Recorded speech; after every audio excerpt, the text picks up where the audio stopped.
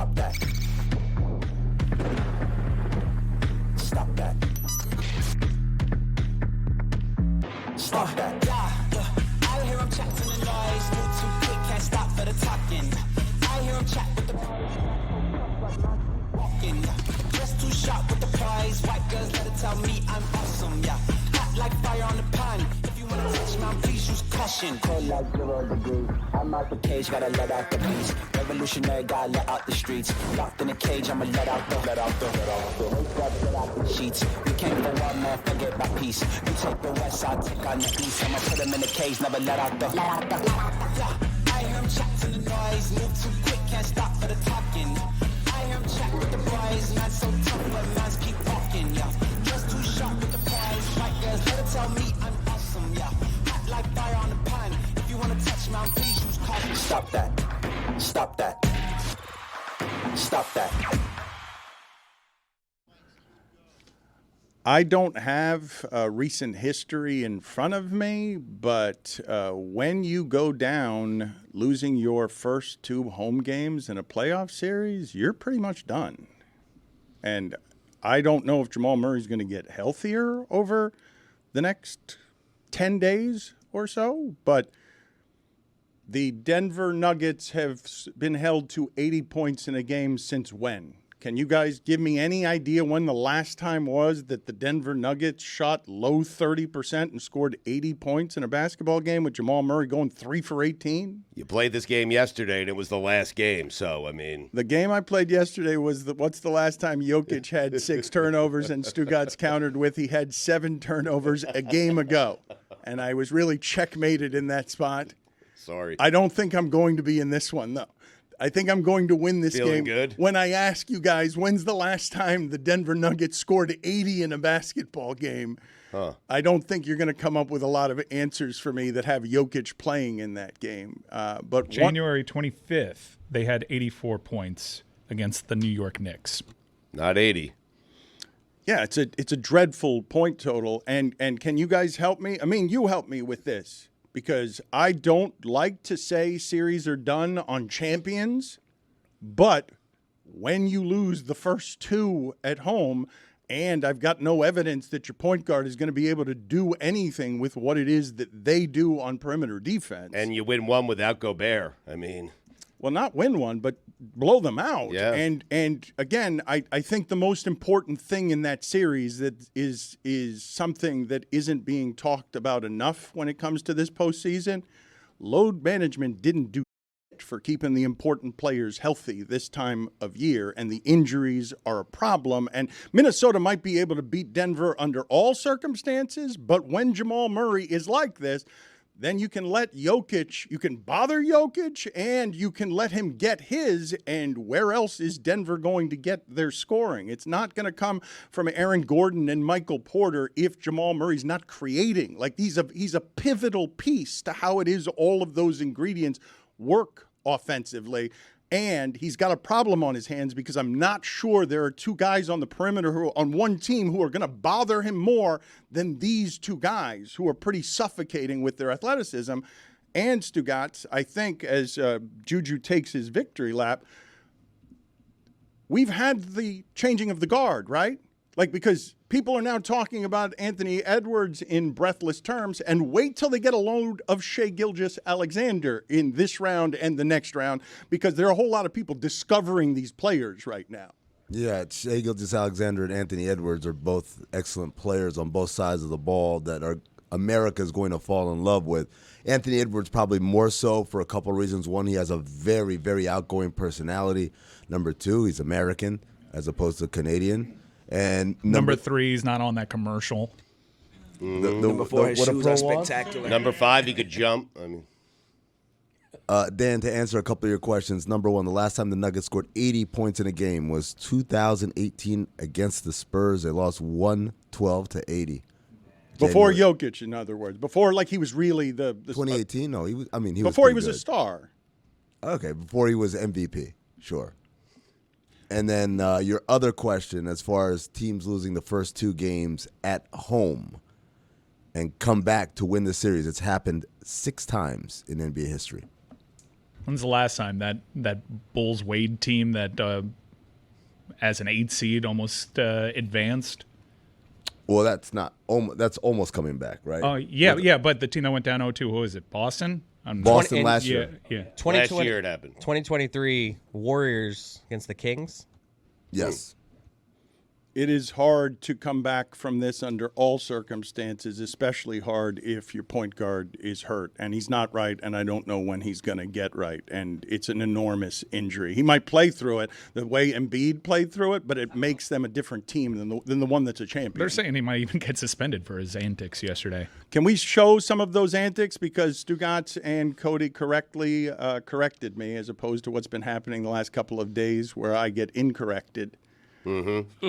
But they said that I said the opposite of a heating pad, which was an ice pack. He had not thrown an ice pack. He threw a heating pad. 2-0-2.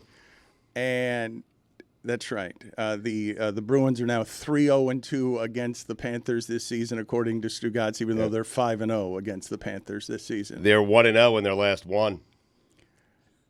They're 0-1 in their last one, according to Stugotz, because he doesn't know how to read the NHL standings, the overtime rules, or anything. We'll get to Panthers in a second, because losing 5-1 at home, I'm as scared of the Bruins as I am of Tampa, incidentally, if you're a Panthers fan, because that Bruins team is every bit as good as the Panthers, and that's no slight on the Panthers, and have beaten them every time they played them. So we'll get to that in just a second. But let me see all of the angles that we have, again, please, of Jamal Murray throwing things on the court in frustration. And also, let's get to Stugotz's, what top 5 list do you have? Just healing devices? Top 5 healing devices? Because Greg and I love a good heating pad, and Dan, you don't go all willy-nilly with a heating pad. They're valuable. People care about them. They do.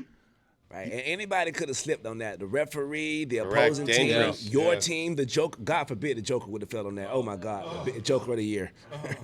Number 5, Stugotz, or do you have some OLI on top 5 heating pads or top 5 healing devices of all time? I do. I have, that's my voice. That's the nicotine, my number 1 Nick of all time. I have 4 OLIs. All right, and it's just healing devices. Healing devices, yes. All of medicine and science and history at our disposal. Correct, yes. Greg and I put this together. Oh, yeah. It's a collab? Yes. All right. I didn't add much. I'm No. going to say that. Okay, So but if it's I'll read them, Greg. But I it's got a it. top Right. 5 list featuring Greg Cody is what you're saying. Correct. All yes. right, very With- good. OLI. Theragun. with Theragun. Wow. That's an OLI. Yeah. I love my dad acting shocked at the list, even though he helped do it. That's strong. Theragun. Who else is OLI? Salon pause. Love those things. Yeah, love saying the word. Yeah. Salon pause. I legitimately don't know what you're talking about. Don't have any Really? idea. You don't know that what is. salon paws are? Don't know. Whoa, I jeez. not only do I not know what that is.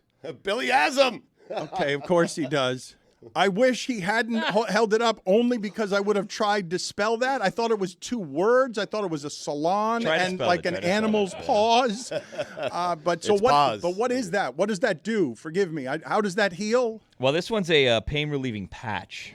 So you put it on, your lower great. back. Yeah. Here, my shoulder's been, acting up. My trick shoulder, as they call it, has been acting up a bit. So I have one here to put on later. Smells delicious. I mean, which is the one that Shaq does? Because I associate Icy this, Hot patch. okay. Yeah, and then you guys remember when Icy Hot had the vibrating patch that you would put on and it would shake, and that was supposed to do something to you? Yeah. It sure did shake. Man up. OLI, Stugotz. 60-minute deep tissue. Not 90, not 120, 60 minutes. Too much, too sore. When's the last time Genesis came by, speaking of which? No idea. I invited her last night. She was out of town. Oh, And you're wrong that 90 minutes isn't better than 60 minutes. it's too much. It hurts. And I mean, you're wrong. I'm that- talking deep tissue, not Swedish, I okay? know. Yeah, no, I get it. I got it. I understand It's what my you're list, saying. yeah. Yes, it is. Okay, more. Well, it's One more. It's Cody's too. It's not just yours. It's our list, yeah. It's not just your list. You're it's right. also featuring Greg Cody. With, yeah. Fine. OLI. Ben Gay. No classic. That man. It is an old classic. All of those Yeah. would be good as top 5. So let's hear the top 5. Number 5. 3 Tylenol. Not 2, not 4. 4 is dangerous. Might not be able to drive. 3 is the perfect amount. Put it on the poll, please, Juju. Is 3 Tylenol the perfect amount? Number, because I think that's bad. I think that's also bad for you. that's telling on yourself. That's heading toward a, Yeah, when 2 doesn't do it for you painkiller anymore, addiction. you got other stuff going on when 2 doesn't do it for you. And you got to take the 3 Tylenol with spit like Wild Bill Cody. No water allowed. That's true. Love it. Thank you. What? Yeah, my dad always took pills with spit. Thank you. That's tough. Like Wild Bill, He yeah. took it. He took it as a real sign of something. I'm not sure what. But he his whole life he took pills with spit. Do I do it? Hell no. We talked about this on Cinephobe. In the movies, nobody ever takes pills with water. They just throw it in the back of their gullet and go, and that's it. Damn right. That's how you do it. Damn right. What? Like what? What is? Well, What? like if Bill Ethan Cody. Hunt did that in the Mission Impossible movies, and he's like, "Oh, you're saving the world, but you need water to chug down this Tylenol." you No, gotta- you're gonna. Yeah, you got a bad headache. There's no water around. What are you gonna do? I, Suffer? I understand, but what if there's water around? You're choosing this as an option, even if there's water No, around. Wild You Bill don't did. need it. Yeah. You don't need water Right. for a lot of things we use water for. You don't have to wet your toothbrush. Do a dry toothbrush. Waste not, want not. Yeah. Throw them in there, tilt the Right. head back. And That's you know it. And Right. you know it. Thank you. That was kind of a. What happened to your energy level? The and you know it was kind of. I'm not used to them coming out lazy, indifferent. It was an afterthought, quite frankly. Yeah, can you do better? I can do better, but I only do better when it's warranted. You know. Sorry? What? You need inspiration. What's my motivation? Because being paid for doing a show would be a pretty good Okay, but warranted for look, having the proper energy. Okay, I respect the phrase, and you know it. Okay, I try not to overuse it. I try not to use it in an exaggerated manner when, quite frankly, brushing your teeth without water is something that not a lot of people do know. So I said, Brushing and- your teeth? Yeah, brushing your teeth without water. Do a dry. Weren't we talking about? a dry brush? Did I miss something there? I we were feel talking like you about need pills. water for the Both. suds, for the toothpaste, No, like you don't. water. Yeah, I No. mean you don't need it, but it just makes everything a little bit better. In your opinion. Dan, I'll back up Greg on this one. They say you're not supposed to rinse out. You're supposed to brush your teeth and just leave that toothpaste in there until Right. it dries up. Thank you, Amin. Let the toothpaste do its work. Sometimes right? I just Yeah. chug fluoride on the way in. Get it, Dan? That's a different argument than whether you should wet your toothbrush before you get started, just to have a more a less dry and abrasive experience with your gums. Well, you have the want spit in your abrasive. mouth. Yeah. You want abrasive. Exactly right. It's our list. You know, No, you don't. Yeah, you do. Here's you, why. So I went to the dentist last week. Guess what? No cavities. Good for you. Thank you. Way to go. And you want like a soft bristled brush because you don't want it to be too abrasive. Because if you're like really going for it, you're gonna give yourself gum disease. Gen Z over here. Yeah. Back in No my cavities. day, you went with a Brillo pad. You did it with sand. Yeah. You know what you do is you grind up some charcoal. Sand and a stick is the way I used to brush my teeth right. when I was a kid. Greg, before you go to the dentist, do you have one last big brush? Like, do you do Oh, it? yeah. You Yeah, have to. yeah. Yeah. And yeah. and that's the time you floss. Yes. When's the last time you flossed? Today. Put it on the poll, please. An hour ago. Right. At Le Batard Show, just put it on the poll. Do you do one last big brush before you go to the dentist?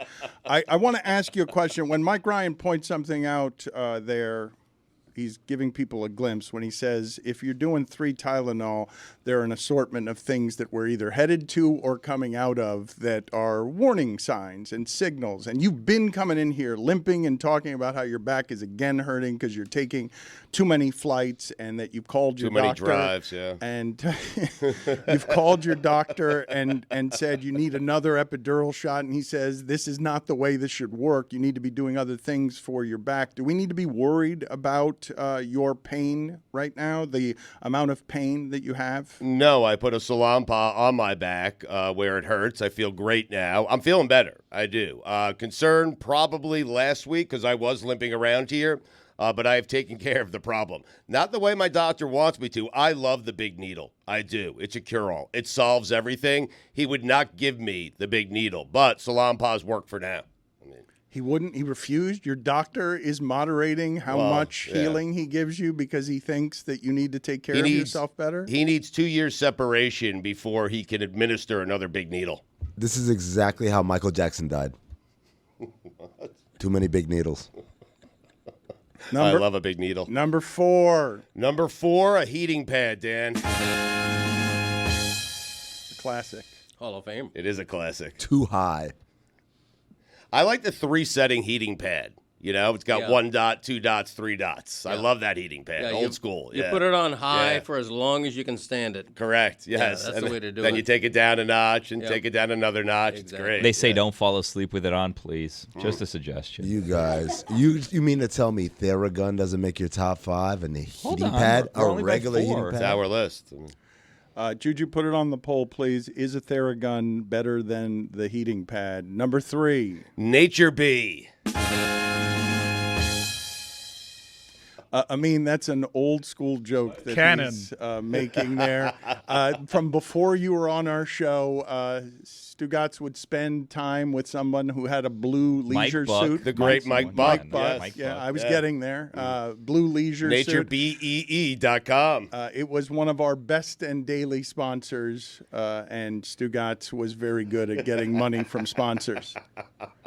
Number 2, The Dove Healer. another classic. And I think that's a bracelet that someone wore in order to get better of all that ails you, Come on, including man. sadness. Yes. And Wait, this is a sponsor? Yeah, they spent about $11,000 a month for about 4 months. I think they paid for 2 of those months. That's how we did it at $7.90 the ticket. But Murph convinced me if you stick this thing on any part of your body that hurts, the pain will go away. Hold on. Murph was our CFO. You guys went on air that's right. hawking That's right. a bracelet that would heal you all your pain. Yeah, well, I want to see what his number 1 is because I'm about to give you another one that's better than both of those two. Number 1. Straight bag of ice. Another Hall of Famer. Good. That's the first ballot. 30 minutes on, 30 minutes off, 30 minutes on. You might want to do some heat in between, but 30 minutes. Straight bag of ice. Larry Bird style. Juju also, Tom Seaver? also put in Weird. Steve Carlton. Lefty. Stick your left arm in a bucket of rice. You just got the big unit thing on your shoulder. I love being able to share this with you and Lucy because this is from a different time. There was a period of time that Stugotz was hawking something called New Bag, which is a eucalyptus scent in the event that you didn't want to shower for just your nether regions. Hold on now. Yeah, I'm not joking. Yeah, ball spray. It was really ahead of the game. Yep. It was really years ahead of its time. I think we had a feature with that sponsorship. Sack of the week. Sack of the week, yeah. The yeah, NFL sack I think of- we might actually have imaging in the J drive. Let me look for it. Let's see if we It was a new bag with a U. Let's see if we can find how many months was that something that was on our air, a eucalyptus spray in the event that you wanted to not shower. Wait. And now it's time for the Sack of the Week.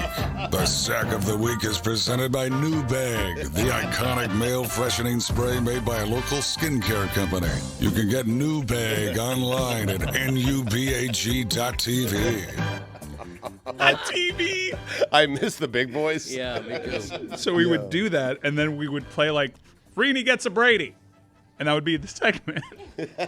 I'd like to state for the record and for history that Juju Gotti is wearing a hat that comes down to about his nose, sunglasses, and was trying to hide behind the computer. And I could still see all of the shame on his face being associated with how disgusting this show is.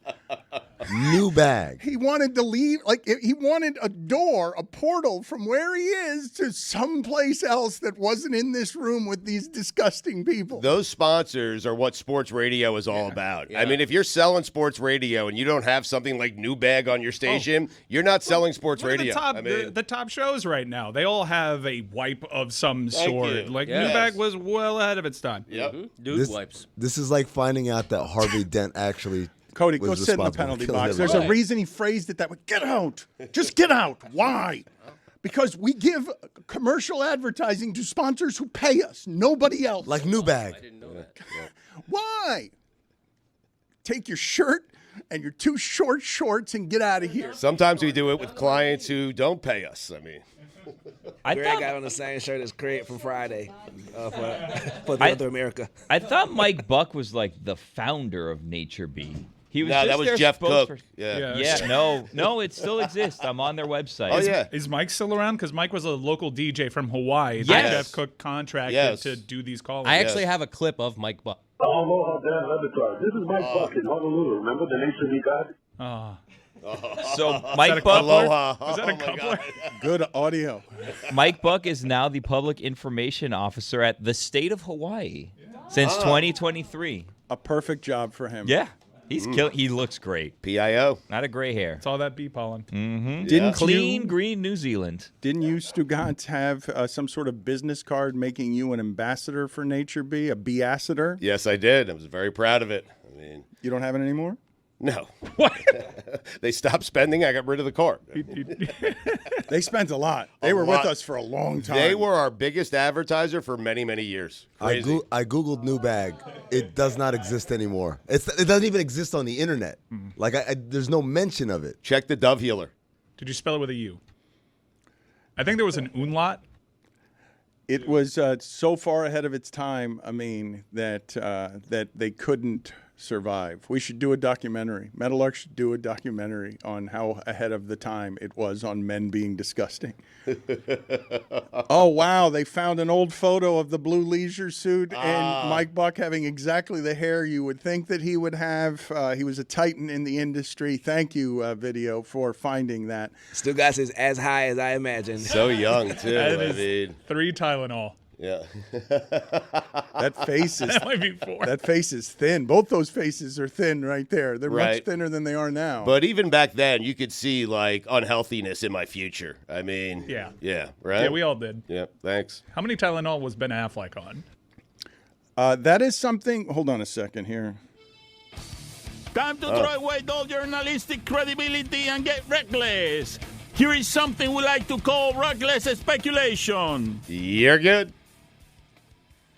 Ben Affleck got a lot of criticism yesterday on our show when we did 2 or 3 segments too many on the Tom Brady roast. And Ben Affleck was one of the big losers from the night. I really was startled and remain startled that Ben Affleck fled the stage without, like, dapping up anybody, hugging anybody. Like, he just beelined for, man, that wasn't good what I just did. I'd like to do what Juju just did and run away from my shame and this participation in this event. That was very hard what I did. They made me go after all of those people because I'm a famous person and I'm not a comedian and I didn't have anything funny. Let me get out of here. This was not good for me. He seemed nervous. He was fidgety. That last joke was a doozy as well, so I wouldn't want to dap out football players after that either. What are you implying, Mike? Teeth. Oh. I mean, you're looking like you need to say something, want to say something, but nothing's coming out of your mouth. There's no trace on the internet of the Dove Healer. Oh, come on. I swear to God, you guys are Murph just swear by it. You guys are making these things up. There is no carbon. It's left no carbon footprint. There's nothing that's been left behind. It was 2005. Yeah. This freewheeling time. Different time. This is Check my theory. MySpace. This is my theory. Stugotz created a shell company that had all these fake products that then sponsored the station, so he could turn around and say, "Look, see, here we go. We're earning money for everything. We're revenue generating." Because there's not a mention, not an old website, not an old commercial. Yeah, we show billing, not collections. I mean, Mike, for a long time, has wanted to do an oral history of this show because people like you, Amin, and Lucy would find fascinating some of the stuff that was happening before we got this parasail up in the air. Because imagine Stugotz running a station and taking money from anybody who would give it, again, new bag. Like, ahead of their time or not, those commercials for Sack of the Week were, here's a fresh eucalyptus scent. In the event, you don't have time to wash. I smell like an old bag. I need a new bag. From the Be-Asseter. That would have been... Eucalyptus was very strong in that. It stayed with you for days. I liked it, though. Yeah. I was fresh. Every time you do the thing on the pit, just see how you are. It's important in South Florida during football season anyways. Did you just smell your finger? No, I mimic smelling my finger. I mean, but that's what everyone does. You take the temp. Oh, I'm crazy. I mean, I would like your expertise on something here because I am watching the sport of basketball and playoff basketball specifically change so much in the last 5 or 10 years of whatever the Warriors have done to the sport and everyone trying to catch up to the Warriors and what they're doing, that I find myself like legitimately confused by some of the things I see in the playoffs. Just the amount of stuff happening at the rim because people are guarding against the three-pointer and leaving the rim exposed. The style of play that the Pacers play where they score 117 last night and they're now 0-3 in the playoffs when they score less than 120 because they play faster than everyone else. But the thing I wanted to ask you specifically is, it is, of course, asinine to me that anybody would be comparing anyone playing in these playoffs to Michael Jordan. But now, after seeing Jimmy Butler put up Michael Jordan numbers, and Jalen Brunson has recently done something in the playoffs that's never been done, scoring 40 again and again and again efficiently, he's putting up numbers that have not been seen, not even by Michael Jordan. So what happens after the game last night, and I love Jalen Brunson, at least in part because some of what he's doing is confusing to me. It's like Paul Pierce in a smaller body. It's like you should be more athletic if you're going to hit all of the mid-range stuff because you can score against anybody. And here after the game is now Jalen Brunson getting Michael Jordan stuff. What's telling you that you have to score? No one scored 40 in 4 games with Michael Jordan. Well, what's telling you you have to do this right now? Jordan? Stop.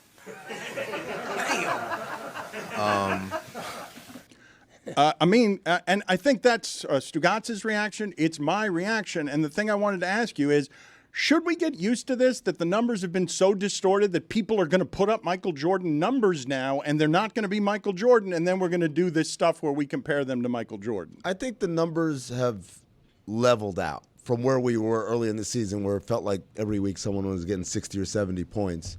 There was a clear code red called in the league office, and they said, hey, man, the 90s are back, and everyone's been fighting ever since. I mean, a lot of these playoffs have been exemplified by wrestling matches all over the floor, and everyone's wondering where the foul call is. It's what made the end of last night so surprising, is that they would call a very benign moving screen like that after 47 and a half minutes of just hand-to-hand combat.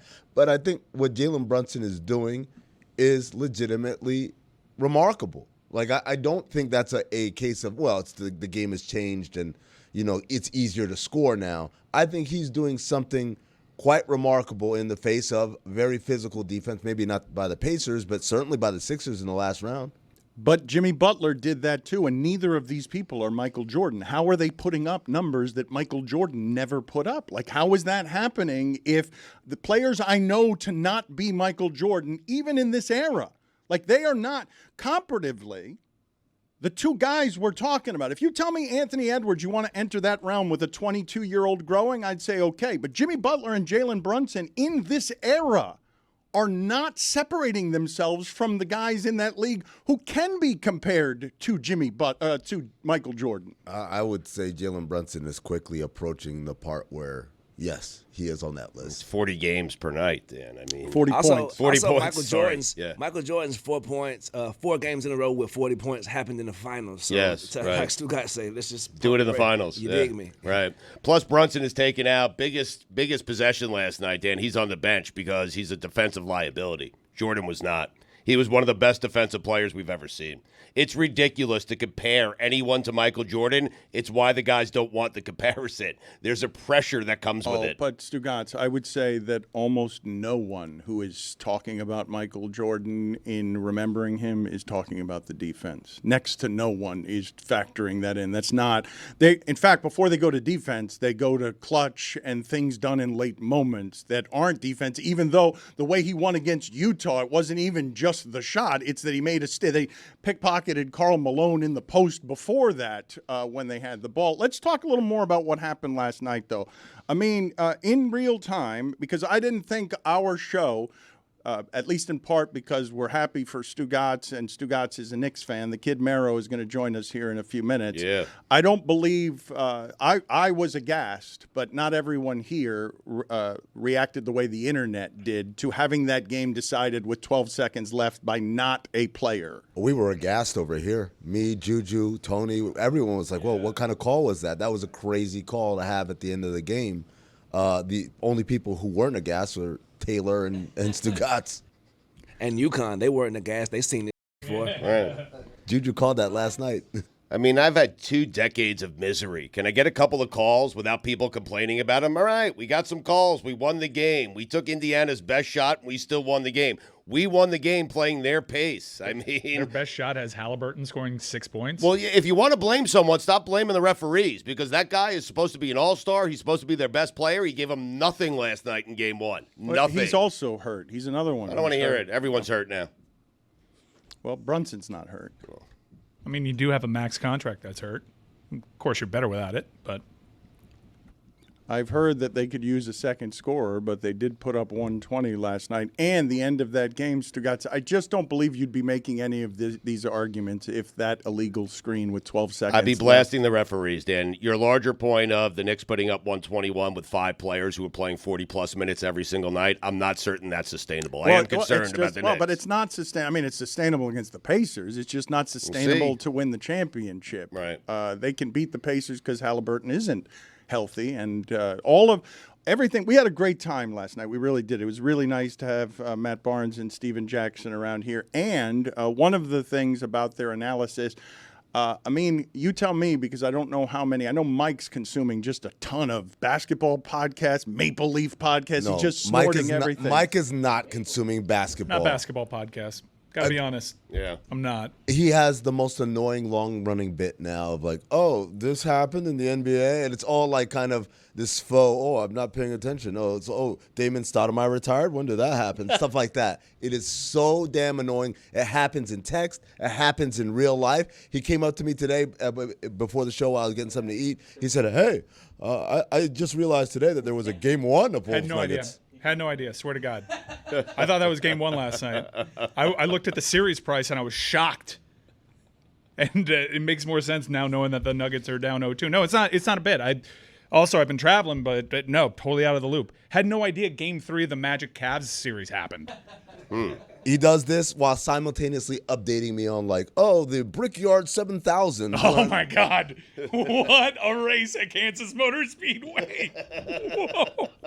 1/100th of a second, the closest finish in NASCAR Cup Series history. Wow. Kyle Larson's the best driver on the planet, as you were. Before we get to that, the question I was going to ask you, is I have not heard what Steven Jackson and Matt Barnes did to Siakam last night and did to the Pacers in their analysis of that team at the end of games doesn't have what you need to have at the end of games. I have not heard former players. They went after Siakam in a way that caught me off guard. Stack went after Siakam because of a very funny anecdote of playing pickup ball at the Rico Hines run at UCLA in the summertime, and he said Siakam's got no moves. And Stack is a very, that's a calling card of his. It's like if you show yourself to be a certain way, it's hard to change his mind. But what Matt was talking about, and that I agreed, is that the Pacers need an offensive workhorse. And that Halliburton, as great as he is, he needs someone to make better, as opposed to doing what Jalen Brunson does, because that's not the kind of player he is. Exactly, and it was proof in the pudding last night. Nembhard was taking the final shots of the game. They was doing plays for Nembhard, which is a big indictment on Halliburton and Siakam being the number 1. That's close. That's cool. Look at this finish at Kansas Motor Speedway. Wow. I mean, you don't get closer than that. Oh, my God. 1/1000th of a second is the only way you can get closer than that? That's crazy. We've left about that much for Greg Cody's thoughts. Kentucky Derby was closer. Oh, no. Dear God. Oh, yes. Oh, oh no. Oh, no. My man. No. Thank you, Stu. No. Thank you, Stu. No. No, Thank you for the warm welcome, Stu. No, he's broken out that jacket. Oh no, it's early to break out that. It's never too early, man. Let's go. By the way, Lewis said off camera, he's like, yo, that jacket is gas. And I said, I agree. You know why? Because it says Knicks on the front of it. You You tell know what I'm him. saying? That's why. If it said Hornets or something else, it would not be gas. Yeah, all the same things, but it says Kings. It's not the same thing, right? Exactly. 3 years Talk to ago. him, Dan. Let him know. 3 years ago, that exact jacket wasn't the same thing. I mean, Exactly. But now you wear it with pride, my man. We wear pride. Like Julian said all those years, we here. He is our senior Knicks correspondent. 7 p.m. in Brooklyn is the show he does with Carmelo. I urge you to check it out every Thursday on their YouTube channel because he has good chemistry with everyone that he interacts with. The Kid Mero is with us. Give us your thoughts last night on the officiating at the end of that game. Come on, man. Like it is what it is. B. It is what it is. Well said. Okay. Yep. At any point in time, one fan base is going to complain about the referees. Until we get robots in the game to referee the games, it's always going to be an issue. You know what I'm saying? And like Tim said, you know what I mean? I'm worried about the 46-minute report. Forget the 2-minute report. I don't care what happens at the end because it doesn't change anything. But they call the game, like they call the game, they let them play. The 46-minute report is what Josh Hart, what's happening to his knees. It's what Thibodeau, I like to call him Thibs for some reason when I get into the margaritas. They're But playing, you're sober now. They're playing too many players. That's why I corrected it as opposed to last night where you needed to correct it. That your bench is thin. Like what happened, I don't know what the final numbers were. At some point it was 43-3. The Pacers bench was outscoring the Knicks bench, and your guys are playing a lot of minutes, but you are falling in love more and more with Jalen Brunson, right? Because who doesn't love, not since, I think Bernard King, I don't know if Melo, we haven't seen what this guy is doing. Carmelo has never loved the way Jalen Brunson is loved right now at Madison Square Garden. Let me tell you why. So this is New York, right? And New York loves the underdog, okay? And Melo was already mellow when he arrived in New York. This is part of the part of the situation. Jalen Brunson, Jalen Brunson's it's like Patagonia stock. Like little by little, he's been like, yo, you know what I mean? Every media personality, myself included, you know what I'm saying? I was just like, yo, I don't know. I was on that stupid, like, yo, he's not the best player on the floor. He sure is. He was like, he must have heard that and was like, yo, you know what? Since y'all said that I'm 6'2", and you can't win with a little guy, and this, that, and third, I'm going to give y'all 40 burgers every night until I beat Mike, and then y'all can't say nothing. And to top it off, bro, we have excellent energy in the Garden. Starberry's in there. LJ's in there. Spree's in there. John Starks is in there, damn near assistant coaching, okay?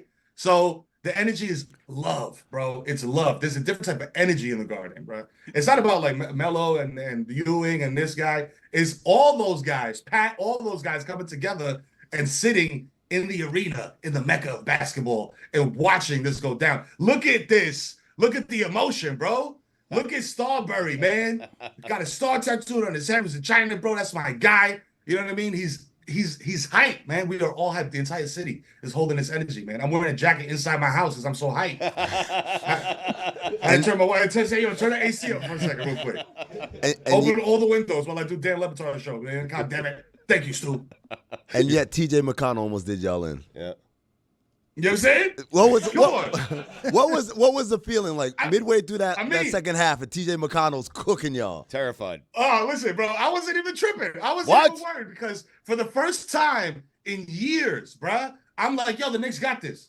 You feel me? There's a different level of confidence, bro. Like, it must have felt like having Mike on your team back in the day or like Kobe or something where you're like, yo, fan, now we got this. It don't matter. We got this. It don't matter. Yeah.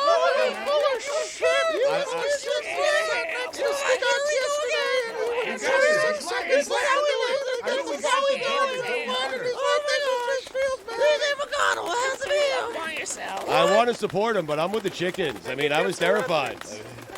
Stugotz, TJ McConnell, look at me in my eyes, yo. I thought TJ McConnell was going to defeat Jalen Brunson. Yeah, but it was Obi Toppin doing between the leg dunks. I mean, the whole thing terrified me. bricks when he did that. Anybody want an NFT? He did that. He had to. Mero, he did it for us. At the He end, did it for us. let me explain to He did you. it for us. We were doing a watch party last night, and Stugotz, with 26 seconds left, while we're talking about do the Pacers need to foul on purpose here, you've got the ball, you're up by 1, and Stugotz is just muttering, "This is bad. Something bad is going to happen." You're up 1 with the ball.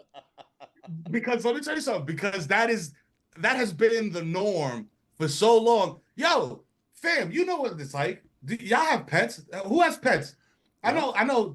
Yeah, you gotta. Yeah, listen. If your dog is a rescue, it takes a little while for them to get used to. They're used to being abused, bro. You know what I'm saying? They're used to being mistreated. They're a little skittish. You're good. You know what I mean? Yeah. They worry. That's a Knicks fan. We're a rescue dog. We're skittish. We're a little weary of good things. If you have a treat in your hand, we're suspicious of the treat. You know what I mean? That's what Knicks fans are, okay? Yeah. And now we're in a good home in a suburb of New Jersey. We live next to a baseball player that we don't know. You know what I'm saying? Like, we're doing good, and we could poop outside in the yard, dog. And the only thing we got to worry about is foxes and, like, weird eagles and like that. Like, there's no more, like, yo, I'm gonna get kidnapped. I'm gonna get hit by a car. Somebody's gonna steal me and sell me for a box of Newports. That's not happening no more. We're finally comfortable, and we have a good team. The Villanova Knicks, man. It's a team. It's not a guy and some other guys. It's a team. Put it on the poll, please. Are Knicks fans skittish as rescue dogs? You say they're not just a guy and some other guys, but they are right now Brunson and a lot of parts that are easy to love, overachieving parts. And when you say they're a team, though, they've still got a guy they need to be the biggest scorer in the postseason to win the games. He's scoring more than anybody is, and they need him to be that because the other parts are exactly what you think they are, lovable because they're not quite good enough. They're lovable, but here's where I disagree. You know what I'm saying? They are quite good enough because in the Sixers series, Jalen put up a couple stinkers. You know what I'm saying? And we still did it. We still pulled it out. So this team is very well constructed, bro. I feel like a Dante and OG can pick up extra minutes, can fill in gaps, can give you a couple extra points, you know what I mean, when Jalen is, you know what I mean, maybe not totally on point. But, hey, look, I'm just here to say one thing. The Knicks are back, okay? Oh, he's announced so it. Everybody, He's announced you know what I'm it. saying? The Knicks are back. We're going to the Eastern Conference Finals. We're going to beat Boston in 6 games, and then we're going to the finals, and we're going to absolutely have a 7-game dogfight with the Minnesota Timberwolves. Book it. DraftKings is your sponsor. Book it right now. Juju, you're shaking your head no. You're shaking your head no at him saying the Knicks are back. Why are you shaking? Amin was also shaking his head no. Exactly, because on that play that Stugotz was scared with 26 seconds to go, Jalen Brunson dribbled off his leg out of bounds, so it's not like he was wrong. And I do not believe in these Knicks. 3 words, my brother. Timothy John McConnell. They wasted his night. What do you mean? They'll never get that again from him. That's it. That was what he got, one of those a season. Come on, you know the storyline. That was the rookie of the year. He got 1 game. You know what I mean? They wasted the McConnell game. They That's did. it. And the Toppin game. They wasted it. Yeah. And the Toppin between the legs game. Y'all wasted it. Tyrese Halliburton, 6 points, fraud. Everybody was like, yo, he's better than Jalen Brunson. He's better than the Knicks should have drafted him. Fraud. And I know why Amin is mad, because him and Ty got the same jump shot. Okay, relax. Hold on now. Relax. I love you. Relájate, mijo. Oh, God. You my guy. I love you. Viral decontextualization, brother. Form is similar. Yo, it's funny. No one remembers when Wally Zerbiak called Tyrese Halliburton a fake All-Star. That was everyone was so upset last year, and now it's like All-Star. This is the series where we're gonna get to see it. Hey, shout out to volleyball, man. It takes one to know one. You know what I'm saying? Like, hey, he knows ball. He's like, I know fraud All-Stars. I haven't been one. Having been a fraudulent All-Star, I'm very familiar with the fraudulent All-Star game. Listen, bro, that's what everybody said this last All-Star game that Jalen Brunson got snubbed, whatever, and then he gave, what was it? Like he was a reserve or some shit like that. Like he didn't really make it. Like it wasn't like a resounding, he's the starting point guard. You know what I'm saying? Next year, it better be. That's one of the things I was most surprised by, like, because the Knicks were doing well, and there are Knicks fans everywhere. Why wasn't the voting better for Jalen Brunson by the fans? That's because it's rigged. Because Adam Silver was like, I don't know if this guy's marketable yet. Yep. He has the little twisties. I don't know about the hair. Hold on a second. Hold on. He's too little. Hold on one sec. He's a little pudgy. One sec. Thank you. Time to throw away all journalistic credibility and get reckless. Here is something we like to call reckless speculation. You're good.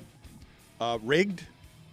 That's it. Reckless speculation. You know what I'm saying? Allegedly. You know what I mean? We'll sprinkle everything in there. The Knicks gonna run into the problem is, like you said earlier, their stars and their core are having to play so many minutes, bro. Yes. So when you run up against a team that has subs and can actually combat that, I think that's when they're gonna have a problem. The Pacers, not so much. And that's the thing. So I believe in conditioning. You know what I'm saying? I believe in the fact that I can't play basketball for 48 minutes straight, but Josh Hart can because he's on the Tibbs plan. If I was on the Tibbs plan, I might be able to do something for 48 minutes straight. I don't know anything that I can do for 48 minutes straight except smoke weed and tell jokes. You know what I'm saying? So Preach. I believe, thank you, Stu. I believe in Tibbs. I believe in the Knicks training staff. I believe that these guys are in tip-top shape, and they are all, this is a dog pound, y'all. This is a dog pound. To bring the analogy of skittish Knicks fans back to full circle, the Knicks are a dog pound full of angry rescue dogs, and none of them are skittish, bro. None of them are skittish, and they want to smoke with every mixed breed dog in the dog park. Okay, if you got a Cavachon or a Maltipoo, they want blood. Okay, the Knicks are here, B. The Knicks are here. They're here to cook. Okay. Where were you last night? I will tell the people again. New episodes every Thursday on their YouTube channel. He does 7 p.m. in Brooklyn with Carmelo Anthony. Who were you watching with? Where were you? What was the behavior like? I was watching as is traditional in the Martinez household. You know what I'm saying? With my 3 boys and my daughter as well. You know what I'm saying? My wife. We watched the Knicks game as a family. You know what I mean? And everybody had to go to bed because it was school and they stayed tested today. So they didn't get to see the end of it, except for Mero III, who don't care about school. And he was just like, yo, I'm trying to see this dub. And I was like, I respect that, sir. You know what I'm saying? Stay test. That's a good kid. I'll fight with your mom about it later. Yes, smart child. It's a good fatherly lesson. I think you want to raise him correctly. That's right. What is the difference between him and the other children in terms of him getting a little bit of freedom there? He just takes it. He doesn't ask for permission. He asks for forgiveness.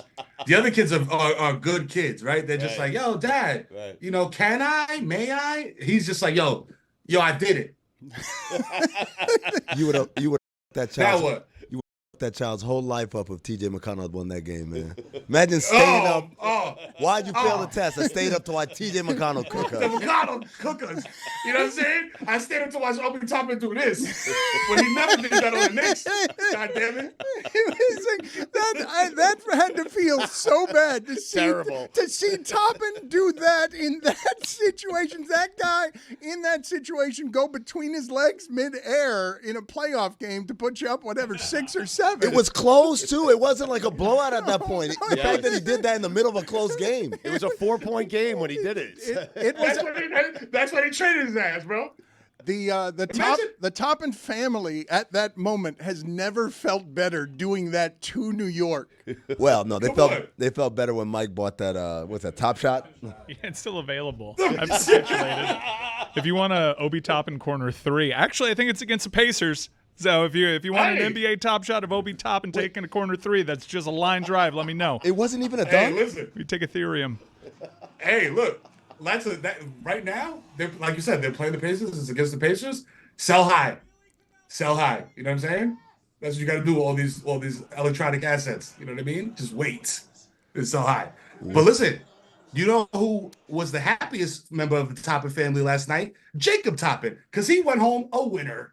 You know what I'm saying? He didn't get the dunk between his legs, but he got to watch a basketball game courtside in designer swag and go home with a W. What happened there? Stugotz, that was amazing. Everything that Mero was saying was interrupted by Stugotz's inability to turn down the volume on his computer until he got scared of it and then just closed it. It worked. It did work, but not before your sausage fingers were trying to turn things off that weren't buttons to turn things off. Mero, good seeing you again. Thank you. We have an almost totally distorted environment for not just sports media, but work in general, where consequences for being bad are small or non-existent, and incompetence is a way of life. So the last thing Stugotz just said to me, and this will not be surprising to Billy at all after what that last segment was and the end of what that last segment was, this is where Stugotz lives with a just general lack of self-awareness.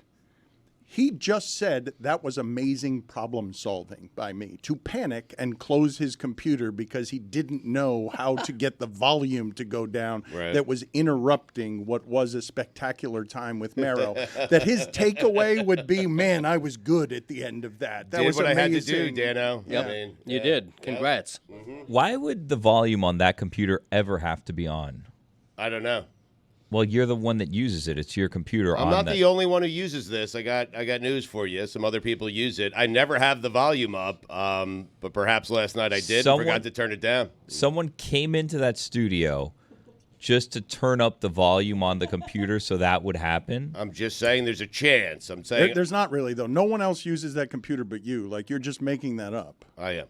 It would be the strangest prank ever. Like, why would they do that? They would assume that even you, would know how to turn down the volume on a computer when it goes up unexpectedly. You know, keys on a computer have gotten very tricky. It's true. Thank you. There used to just be a volume button. It was clear what that button was. It was clear up, down. It was very clear, Dan. Now, with these new Apple computers, I mean, you're guessing. It's a guessing game. 100%. Seriously. Yeah, 100%. Thank you. Mine's the same way. I never remember whether it's going from 0 to 100 or 100 to 0. Is it, do you start with the left or the right? Right. It's difficult. Yep. I was told by someone in my Apologize. headset that the keys on an Apple computer have not changed in a decade. Not true. I want to move on to other subjects beyond Stugotz's general incompetence and then patting himself on the back with that was amazing problem solving by me to 20 seconds late just panic and like slam down the top of his computer to shut it. It's just an amazing way to experience everything that just happened. I still can't get over my dad. He's like 0 to 100. Like 0 would be low volume. 100 would be high volume. Listen, imagine my general frustration when the technological stupidity around here, and I'm not a lot better, would be Stugotz saying something and Greg nodding vigorously. Sure, because I can relate. Because, yes, of course. Yes. And so I'd like to move into a demo that's not fossilized. And so I'd like to talk just slightly here with some expertise about a couple of things that have happened locally. One was a really dispiriting loss last night where the Panthers, in a game that once they score the first goal, you want and expect to keep the scoring down because of the kind of hockey that they have played all season. And then you lose 5-1. And I've heard Chris and Mike lately be a little scared at some of these Bobrovsky playoff performances. But that team in general scares me. Boston scares me. Tampa scares me. I didn't have a reason to be scared by Tampa. I grandfathered those fears in. But I don't think that the Panthers are appreciably better than Boston, which is no insult to either of them. And I'm worried about hockey happening to the Panthers. Well, you're worried about them getting goalied, which one game into this series, Swayman was incredible. There's been a lot of talk about momentum because the rest versus Russ thing. And I do think that Florida last night was very sloppy, not at all sharp. Ekblad. Ekblad. Yeah. Ekblad had his... And he's had a lot of bad ones recently. Look, he's been ravaged by injuries. He's not the same player he was. You can make a very solid argument that he's the greatest defenseman in the history of the franchise. But that was an absolute nightmare that he had last night. 3 goals were his fault. Forsling, who at Jovanovski is compared to Nick Lindstrom, also had uncharacteristically one of the worst games I've ever seen from him. Bobrovsky put Ekblad in a bad spot. Bobrovsky was very careless with the puck. I think Florida, you don't want to say Florida beat themselves because I thought Boston played very well, but shots got through on Swayman. He was better. He was certainly the much better goalie on the night. But when you say you don't think Florida's better, I actually do think Florida is more talented, especially if they get Sam Bennett back. Hopefully it's for game 2. I also think Florida's a tougher team, and you're going to need to tap into that toughness because when you're not screening your own goalie, they're sending a bunch of people to the net, and they're making a mess of things. It's proper playoff hockey, but the whole thing about momentum and rest versus rust, this is a Boston Bruins team that had lost 2 of their last 3. For all the momentum talk. But how are you arriving at Boston isn't as good as the Panthers, given the last 2 years of sample? Yeah, I understand what you're saying. And, Florida was an 8 seed and beat them as the 1 seed when they had an historic year. And Boston's been in head-to-head matchups. I think the most concerning aspect of their head-to-head matchups, if you watch those games, they were pretty close. But they're all one goal 2 overtime. Yeah. But 3-0-2. It's not being able to find joy on the power play. Are we 0 for 12 or 0 for 13 on the season? 0 for 14 in the 5 games. 0 for 14. That's very concerning. I do think that Florida got good looks though on the power play. They're just going to have to break through. Kachuk missed an open net. Lundell hit it right to Swayman. It was kind of like the Bobbery a little bit. He had a wide open net, and he just thought by putting a stick to it, it would go in, and Swayman is a bit better than that. You hope that Swayman gives Jim Montgomery an opportunity to take him out of the rotation and put Olmark back in there. You got to win one at home. I still think that Florida is pretty well positioned in this series. I think, again, Florida has more talent, and Florida has shown throughout the season that they play a style that can match this toughness. And ultimately, I like Paul Maurice a little bit more than Jim Montgomery. They found a way to almost bottle another 3-1 against a total show of a Toronto Maple Leafs team. So I'm not going to go over here and bow at the altar of the Boston Bruins just yet. Florida's got to figure it out. You're back in the playoffs. It's been a week out. Get Sam Bennett back in there. Lundell was particularly bad on that second line, I thought, last night. You get Sam Bennett back into that second line. Now we're talking. Greg, Chris, you guys are in agreement that Florida's more talented because over the last 2 years of just what the bottom line is, when you're talking about a sample of, almost 200 games, I don't see more talent in an appreciable way than Boston has. I'm not saying Boston's more talented. I'm just saying that Boston's 5-0 against them this year, and last year Boston was great and then lost in 7 games because hockey happened in the playoffs. Well, a couple of things. First of all, it's tough to blame the week off and rust when they score first and when Boston doesn't score until the middle of the game, the middle of the second period. So I don't think it's that. I think one of the big mysteries, and this is coming from a guy who predicted the Cats would win the Stanley Cup, which they still might. But looking back, one game, the biggest mystery is why everybody was on Florida and everybody was off Boston. Not only because of the 4-0 regular season, but because Boston was the better team most of the regular season. That's not true. Boston was the number 1 seed in the East. They're OT loss merchants. Okay, Yeah. They're not beating teams in regulation. No, the way but Greg that the is Florida right, Panthers though. are. Boston was ahead of Florida for most of the season. Yeah. Again, and 1 point separates the two teams. Getting fat off the OTL, but when I talk about the talent, and sure you and maybe some Boston Bruins fans take exception, outside of Pasternak, like say we're taking like the top 5 players in this series. There's Pasta, and then I think the rest are Florida Panthers. Okay, but here's something, and I wonder if this concerns you, Mike, because you're obviously a Panthers fan. I try to be more neutral.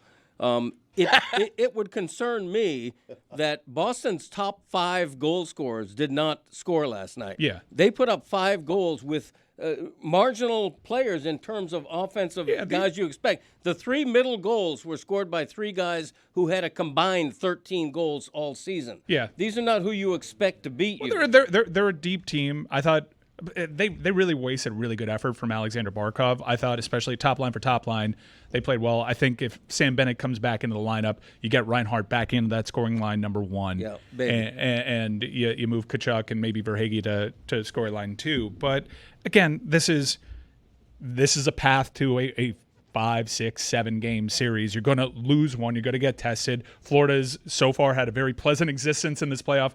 Total exact opposite of what it felt like last year when they dropped the first one and had to come back from a 3-1 deficit against Boston. Again, Boston, just his very last series, almost blew a 3-1 lead against an absolute shit show of a Toronto Maple Leafs team who didn't know who their goalie was, who didn't know if Austin Matthews was playing. Mitch Marner just decided to disappear. No one knew what the hell was going on with Nylander. It was a total mess, and they almost found a way to blow that. Jim Montgomery is really visibly nervous in post-game press conferences, so let this team feel themselves for a little bit. What you do have to worry about is Swayman, who has never played this many games, getting into a rhythm, who absolutely, that's momentum. Because he had one day off. The guy's doing Pat McAfee hits on the day of the game. Like, that guy is having a moment. He's smiling. You got to break his confidence, and you got to find a way to have this head coach over there at Boston overthink it and swap him out again. And once that happens, I think you're on the front foot. Chris, were you as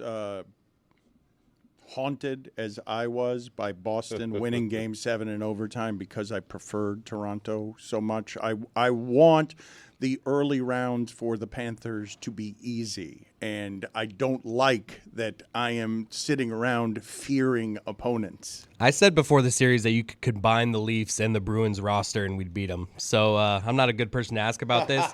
No, I mean, look, I'm not panicked yet. I blame myself for last night. The Panthers, I wasn't there to support the boys. Yeah. It won't happen again. It's on you, huh? I mean, I feel responsible. Yeah, they're undefeated when Chris attends a playoff game. Lucy, what are you this nodding season. about? Chris is right. It's his fault. And I've made my commitment to the team. I told Carl, that's it. No more. I miss no more home games in this playoff run. You told Carl? I just more requested, but I was just like, last night I was here, like, please, don't do this to me again. Well, wait a minute. More requested is not. It sounds good. If, Carl. It sounds cooler if I'm like, I walked into his office, I put my fist down, I said, no more. Be more like Mero 3. Want to watch a Cats catch this dub? That is Billy's philosophy. As forgiveness, not permission. Yeah. But playoff hockey is supposed to be scary, and this is. I'm scared. Yeah. Still confident, but scared if that's possible. Florida's still, if you look at DraftKings Sportsbook, Florida's still favored to win this series, and I think that Florida will find a way. It does give off a little bit of the Stanley Cup final vibes against Vegas last year. Vegas had a series that randomly got a little bit extended as Dallas gave them a little fight, and it allowed Aiden Hill to really get into a rhythm while Florida was resting up, getting healthy, and it seemed like they struggled to catch up to the intensity of the Stanley Cup final. And by the time that they did, they were a broken team. I mean, Matthew Tkachuk was essentially in a car accident on the ice, and they had no shot. Right now, Bobrovsky showing you a little shaky. They are not helping him out by being so careless with the puck. That needs to be cleaned up immediately. I do think that you have to consider potentially, and this may be sacrilege when you consider all that he's done for the franchise, but Brooks Koepka was on this one. You may have to take a look at Aaron Ekblad, who's lean into what you're good at, Aaron. You're big. Now, don't use that height and size against your own goalie like you did on goal 3. But stop being so careless with the puck. It's not just that last game. It's been the entire playoffs. You've been good for one playoff game so far. Clean it up or get off the ice. Wow. Paul Maurice's reaction to Ekblad's game was, he'll be better, so will the rest of us. He didn't blame Ekblad. He didn't blame. You said it right. And he made a point of saying it's not Sergei. He knew that it wasn't Bobrovsky on some of those middle 3 goals. But you know, if the most guaranteed thing in sports right now is that we're going to see a different Panthers team in Game 2, and that is not the most guaranteed. Bet your everyone's saying it, Dan. It's his guarantee. It's the most guaranteed thing in sports. Because you guarantee something. Okay, then. what I saw last night, and I missed the next game because I was actually at the Panthers game. Yeah.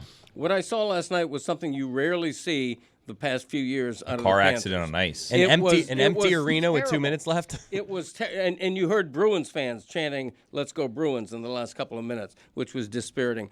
But the Panthers are going to come back because we saw a game last night that was extremely uncharacteristic. Paul Maurice said afterward, that was not our game. There were big chunks of things that I did not like in that game. You rarely hear that kind of language from him. Okay. Actually, he's been one to lay into the team. I think that's honestly what they need here is him to, like a few times last year in the postseason, like mid-game, he would lay into the team. He hasn't. I'm telling you, that has helped with this team. Yeah, but he's judicious with it. Pep talk. He needs to be more like Mero 3. Yeah, he's judicious with it, and he hasn't hit that button Dan, just yet. they literally gave him credit last season for just I don't want to say. He called them P's and B's. Yeah. Oh. And then they went on a run. And now we're not there yet. We're not burning boats. We're not calling anybody P's or B's. He went from P's and B's to minding his P's and Q's, and that's leading to L's. Well said. Lucy, not wrong. It's led to a lot more dubs. I am so tired. That was hilarious. Is it possible, Chris, that the Panthers didn't lose not because you weren't there, but because you sold your tickets to Bruins fans? I don't know that they went to Bruins fans. I just sold them. Greg said there were a lot of Bruins fans in there. There were. Mm-hmm. Let me text my ticket mate, see if there were Bruins fans in my seats. More than the average opponent in that barn. I'll tell you that. Love referring to a hockey arena as a barn. Oh, it's great. Makes me sound like I know what I'm talking about. Ron Magill is here with us. It is always good seeing him. He has been to date the only charitable thing that we're perpetually involved with, at least in part because all of the money goes straight around all of the bureaucracy stuff and to helping the animals he cares about for so well, so passionately, and so eternally. Our thanks to Ron Magill. We have some things to talk to you about, including the Florida Supreme Court denying developers who wanted to build 550 homes on an abandoned golf course.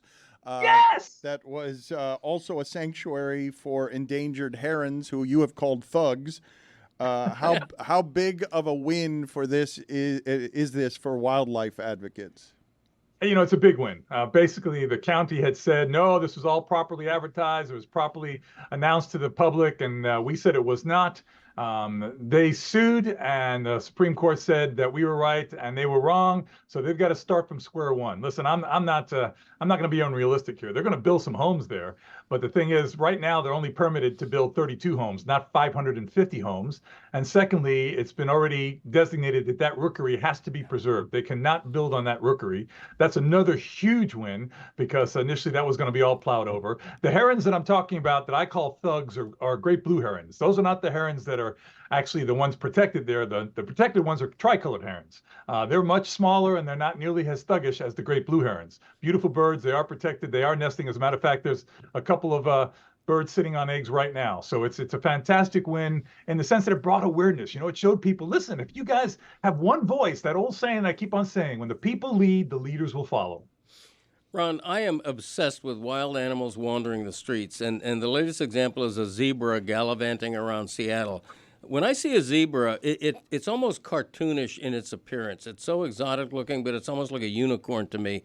Is a zebra dangerous? If I confront a zebra, is that something to be worried about or no? If I may, before you answer that, let me tell the audience, we talked about the 4 zebras being loose outside of Seattle, and their owner was transporting them from to a petting zoo, and 1 zebra was missing, and it survived 6 days in the Cascade Mountains. So my follow-up to his question would be, how did it do that as an animal that had been domesticized a bit?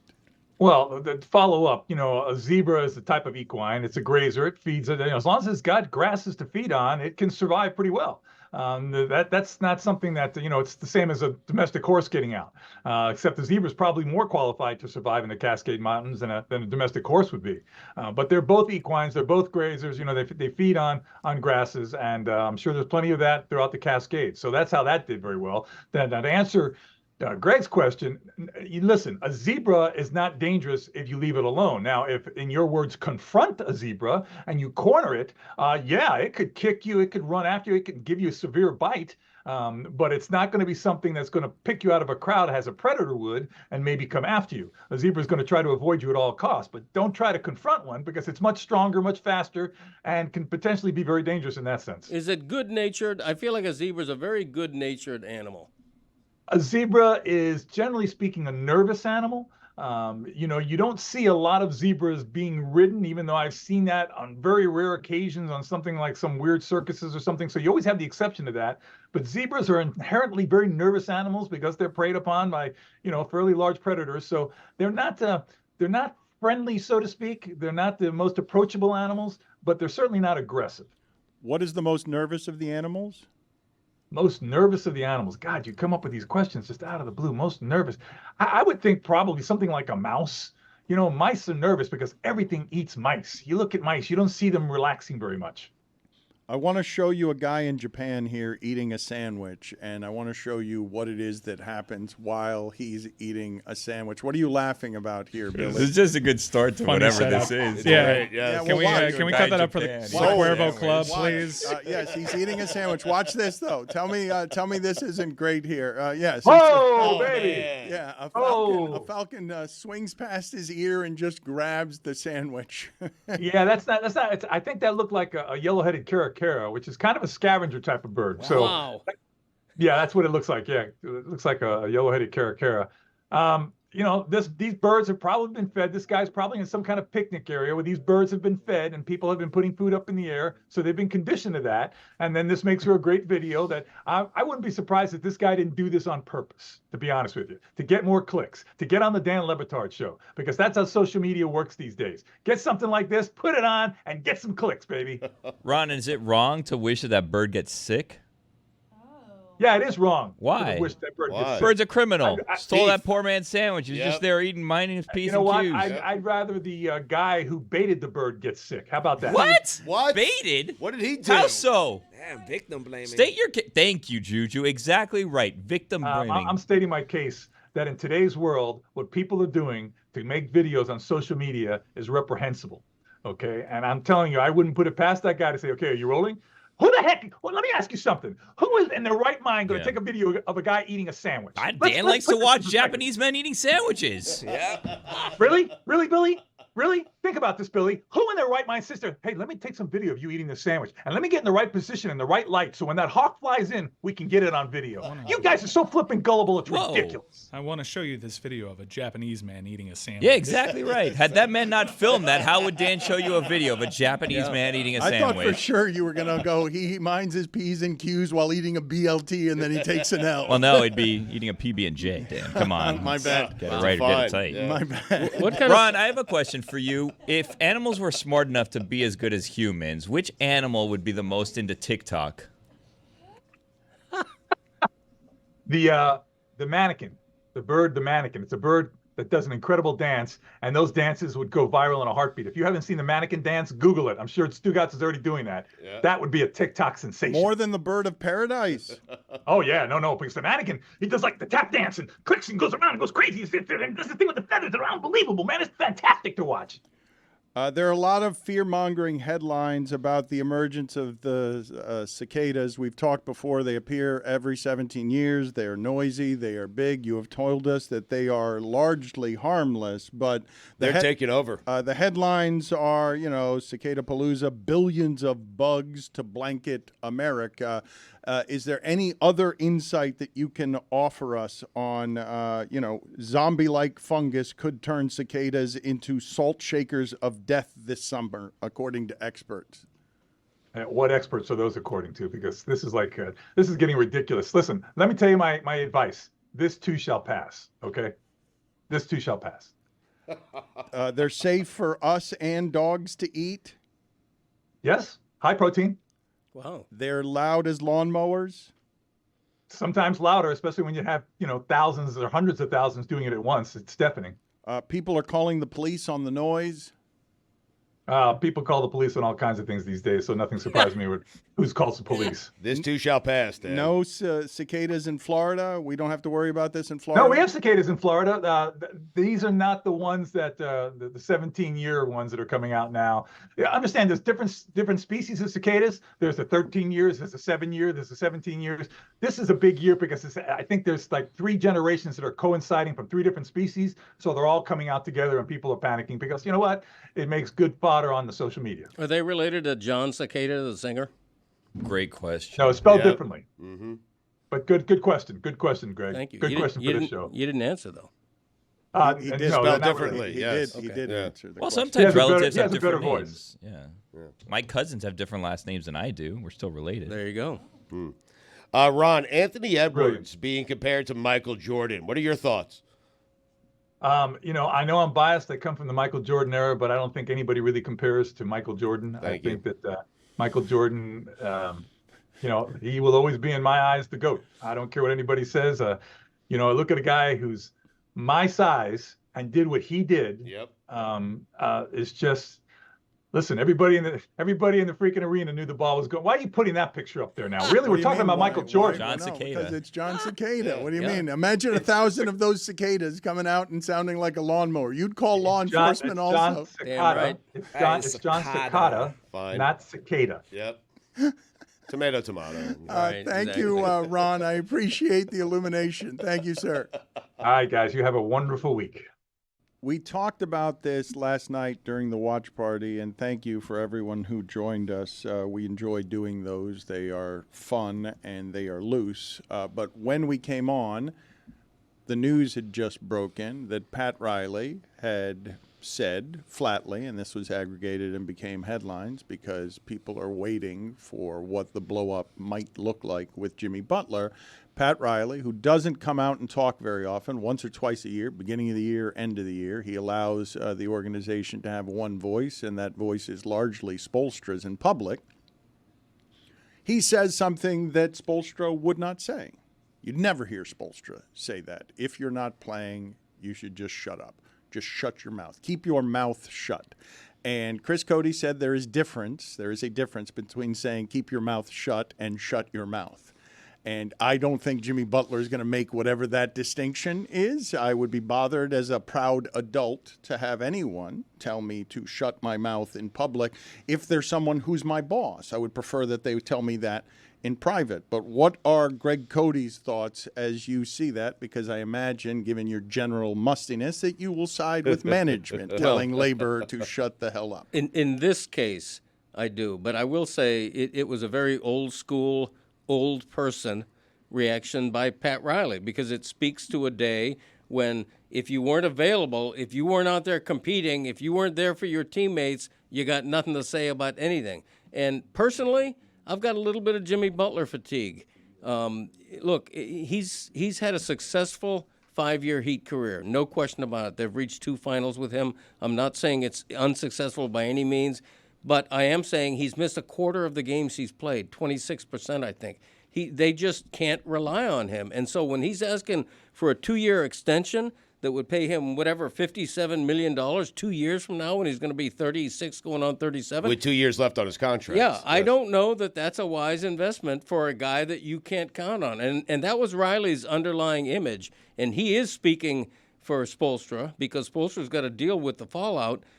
If we can't count on you for 70 games, 65, 70 games, including when it counts in the playoffs, then we can't count on I've you. mentioned a number of different times, and he has said it in a way that's not up for dispute. I've mentioned that Pat Riley does not like that $500,000, $600,000 a game is what Jimmy Butler is paid, and he's not available for those games as much as the Miami Heat would like because he comes from a different time, and the idea of not always playing isn't something that he understands when you're being paid that way. I mean, Dan, his offseason started with that press conference. Riley's did. He's negotiating, and he's telling Jimmy, hey, if you want to stay here, if you want me to even think about an extension. Well, he said he's not thinking about an extension. I need you to play more. He said, but he said, look, you're right that the negotiations have started. That you're right about, because Butler has leverage. He is now using it publicly, not only by doing what he did in the paddock at the F1 race, but also with his agent saying, like, all of that leaking was, we've got maximum leverage here because look at what happened against the Celtics when he played, and look what happened when he didn't. But the counter publicly from Pat Riley is no trade, no extension. Like, I know people are going to concentrate on the just shut your mouth, but what he said yesterday is no trade, no extension, and the negotiation has already begun. All right. And if you think playing hardball publicly with Jimmy Butler goes well, I'd just point to Jimmy Butler's career because he has shown that he can make a huge public mess of things. So when you see Pat is a smart guy. Pat has gone into these postseason press conferences with agendas. He's done this twice before, challenged a superstar while they had contract stuff going on with them. He did it with LeBron. Yep. And he did it with Dwayne Wade. He issued them public challenges. Right. Do you know how those worked out? LeBron wasn't on the team, and Wade wasn't on the team. Maybe that's the intent, because Pat's a smart guy. He put the sprinkles on the ice cream sundae there with the shut your mouth or keep your mouth shut, what have you, the semantics game of that. I do wonder how much leverage an aging, injury-prone Jimmy Butler has. I wonder With that. 2 years left on his contract. Right. He got an Exactly. extension from the Heat already. I mean, at the very least, they can put off this for another year and deal with it in 25. The reason that he has leverage, and I understand why this is a discussion, the reason that he has leverage is because of how hard it is to get people like that. You may think it's easy in Miami. It has not been easy recently, and it's not been easy since they got him. But isn't the majority of the selling, like, the friends would be coming to play with Bam, right? Isn't that what everybody says? Is everyone wants to play with Bam, not Jimmy as much? And that's usually like a big counterpoint. I know Jeremy mentions like all these stars, Donovan Mitchell, Damian Lillard. They don't mention Jimmy. They mention Bam. I think also in part of that is they know that they can come to this team, and Bam's not going to be the alpha. Like they want to play with Bam because they can just take the team from Bam and be the guy. But you can't win an NBA championship if Jimmy Butler's your best player. I don't mean to be a broken record on that. He got them to the finals, Greg. I understand what you're saying. Yeah, he got them to the finals. He got them to the finals from an 8th seed. Let's not do this. The reason I want to just stop this is because it feels in some ways like the Tannehill discussion. For 5 years, we have been both right and wrong on the assessment of that can't be your number one and you win a championship. And yet, 2 of those years, they would have won a championship if against the Lakers in the bubble, it had been the Lakers who had the same injuries that Miami had with Bam and Goran. With 2 of their best 3 players being out. And if you get, look, the hope that the Knicks have, the greatest hope that the Knicks have of winning the championship is that the same way that Giannis and Embiid went down is that you're still standing around playing games and Jokic goes down or Karl Anthony Towns goes down. It's the greatest hope you have. So they could have won a championship. Like they were 3 victories away, but what they needed is somebody on Denver to get hurt. They weren't good enough. They needed to be playing games and somebody gets hurt. And it cannot be stated that the experiment has shown us that what we thought at the beginning is true at the end, which is Jimmy Butler, as your best player, has not been good enough to win a championship. But in that time, we felt wrong about that because there was a minute, or longer than a minute, where Jimmy Butler was what Jalen Brunson is right now. Let's just call it. We were wrong on Jimmy Butler. No, you weren't wrong on Jimmy Butler. Billy, and the argument that was just made was Jimmy Butler could be good enough to get you a championship if the other team was hurt, which tells you he's not good enough to win you a championship if he's or won. I never thought Jimmy Butler was a guy who could be your number 1 player and lead you to the NBA Finals. That's what I'm saying. Right. So we were wrong from that regard. I'm not changing the argument. It is. But it's a complicated one, and that's why it's been kind of annoying and wearing on the audience a little bit because, he's a confusing player. He's not good enough for a championship, which is what the organization and fans all want. But he also proved us spectacularly wrong in that no one knew he had that in him. But there's nothing wrong with what Riley said because Jimmy Butler, since he's joined the Heat, has not played more than 64 games in a season. Riley wants his superstar to be out there as many times per season as he can be out there. And to that point, Stugotz, the Heat went along with this game complaining in secret. They in that press conference, they made it super public. No one likes this load management thing. And it's one thing if it actually worked. But what happened? Jimmy got hurt. And Jimmy got hurt specifically because he pump faked on a layup. Like the load management thing does work, I guess, if your star doesn't get hurt. But when your star is also not available for when you need him to actually catch those chips in, then you start becoming very annoyed. And all those concessions that you've made and all those discomforts that you've tolerated with Jimmy Butler, because Greg mentioned Jimmy Butler fatigue. When it's going good, he wears on you. It's not easy. This has been the least turbulent time in his career, and it's not without a lot of work. He's a tough person to get along with for both teammates, the coaching staff, and the front office. And if you're going to get diminished returns on that, then you might want to capitulate. One of the reasons Pat Riley was right is that if you think Boston would have lost to Miami if Miami had Butler, huge leap of faith. And I don't think the betting odds would have backed you up on that. Boston's that much a better team than Miami is, even with Butler going playoff Jimmy. I believe that the single greatest thing that could have happened to Jimmy Butler's leverage is what happened, which is he got injured and we didn't get to see it all dismantled by a team in Boston that is better. And so now he gets to argue that I would have won. It was a good injury? It's like Stugotz is 6'6" all of a sudden, and he's Jimmy Butler with a drink at an F1 race, which is like all those games I didn't play in, I would have won all of them. I understand the spin. I get it. And I think largely most people would agree with you. I actually think it's not good for him because he went out there, pumped his chest. It's time. Now it's heat time, and it doesn't matter who we play. We're going to win the championship, and you got hurt pump faking on a layup.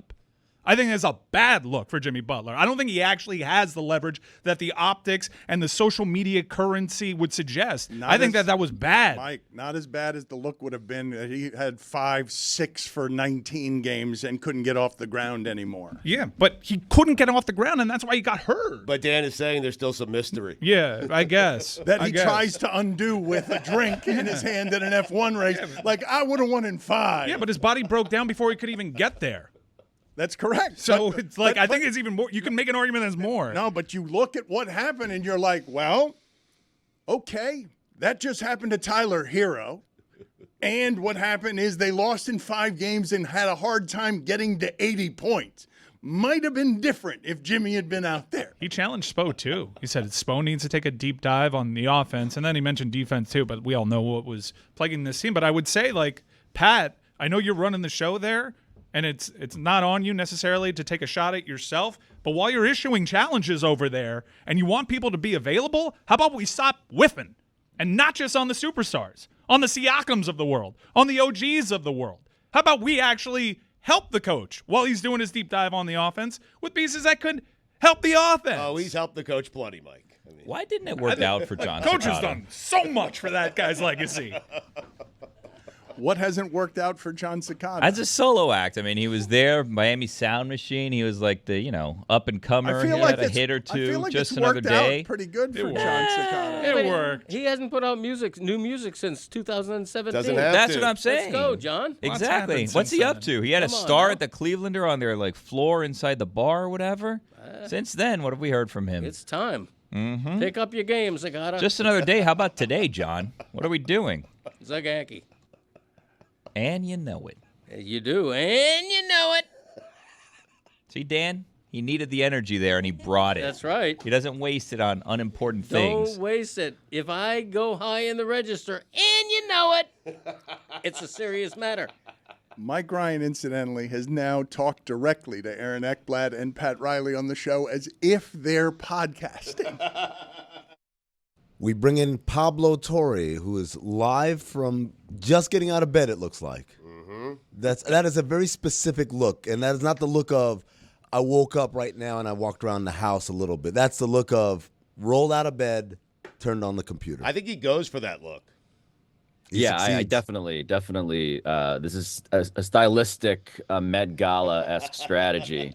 If you look the corners of my eyes, I believe...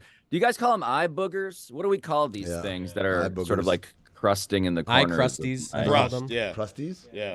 That's too cute of a name. That's disgusting. You got to call it something that makes you feel disgusted. Yeah, I got some gunk. Amin has called me out immediately. I was in bed, unfortunately. What do you guys do with that piece when you get it in you just flick it?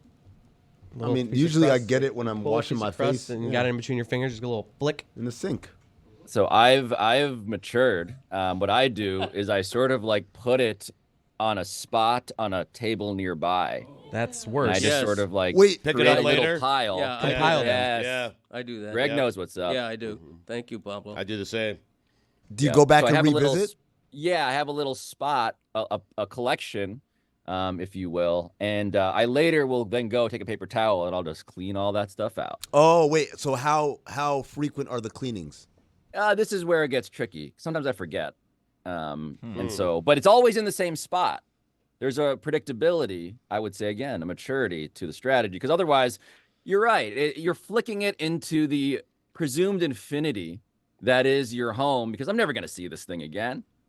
I'm just going to flick it over there as if we're all polluting in the ocean. And then later you realize, oh, I'm surrounded by my own boogers. Yeah, you run into it and it's 7 feet tall now and has abandonment issues. Pablo, my fault. how do you brush your teeth? We were talking about this earlier, and Greg was about to tell us why it's very important to brush your teeth very hard, and then Lucy said, no, you should not. You should do it a lot softer. But Greg never told us why it was important to do it hard. We kind of got a bit derailed. Wait, can Greg explain before I co-sign anything Greg says? As a general principle I have. Please tell me more before I co-sign Greg. I think we use too much water. It's a waste of water in terms of brushing the teeth. I think if you dry brush, I think the teeth enjoy that more. You know, it's not as comfortable. The mouthfeel is awkward until you get used to it, but it's better for the teeth, which is why you're doing it. So I did invest once. I'll get to my answer in a second. I did invest once in buying a water pick. You guys familiar with the water pick? One. I shot myself in the eye with mine. We haven't had a good relationship since. Dangerous game. I was one and done. I was one and done with the water pick. The pressure was too high. It was spraying everywhere. Yeah. I couldn't control it. It hurt. It actually hurt me. You have to use it in the shower. That's not like gingivitis, bro. It ain't supposed to hurt. You have to, yeah. That's a good point, Juju. Juju brings up a valid concern, which is that my strategy when I go to the dentist, I don't know if you guys are like this. I have a dentist appointment actually this Friday. Thanks for reminding me. My dentist appointment, I always brush more thoroughly than I have all year. The big brush. Day of. Yeah, the big brush. Yeah. You have to. Yeah. And then you floss, so that when they ask you when's the last time you day, flossed, you said today, this morning. Yeah. Plausible deniability is the name of the dentist game. Deniability that is erased upon contact with any instrument, which immediately causes me to bleed from my mouth like Nikola Jokic's arms. You know what I do? I don't like lying to my dentist because I feel like everybody lies to the dentist. So when they say, like, how often do you floss? I'll just say something along the lines of, not as often as I'd like to, or not as much as I should. That way I'm not saying never, and I'm not saying every day, because they'll know the answer. I'll just be like, not as often as I should. Yeah, that's good. The vague lie is the way to go. It's the truth. Yeah. It's not as often as I should. The answer's never, but it's not as often as I should. I am like Billy in that I, too, almost immediately apologize to the dentist. Like I should be better. You should be really I know saying you're you're told welcome. me some stuff before, and I haven't done it. I hand up. This is on me. What's about to happen here, the blood is on me. I have the most insane dental routine. I don't have to lie to my dentist. He loves me. He thanked me profusely for how much I floss. So I start by doing oil pulling, where I swish oil around in my mouth. What? Yeah. No, What? it's really good for like preventing gum disease and like helping keep your teeth clean. Oil. Yeah, oil. It's like oil pulling oil. So I get What kind of oil? It's I don't know. I got it on Amazon and it's like Valvoline? No, it's meant for some people use coconut oil, but it's meant for Olive? like cleaning out your teeth. Ugh. It's called like Guru Nanda or something, and it works wonders. So then I do that, then I spit it out, and then I floss, then I use my water flosser, and then I do a tongue scrape. Tongue scrape? Yeah.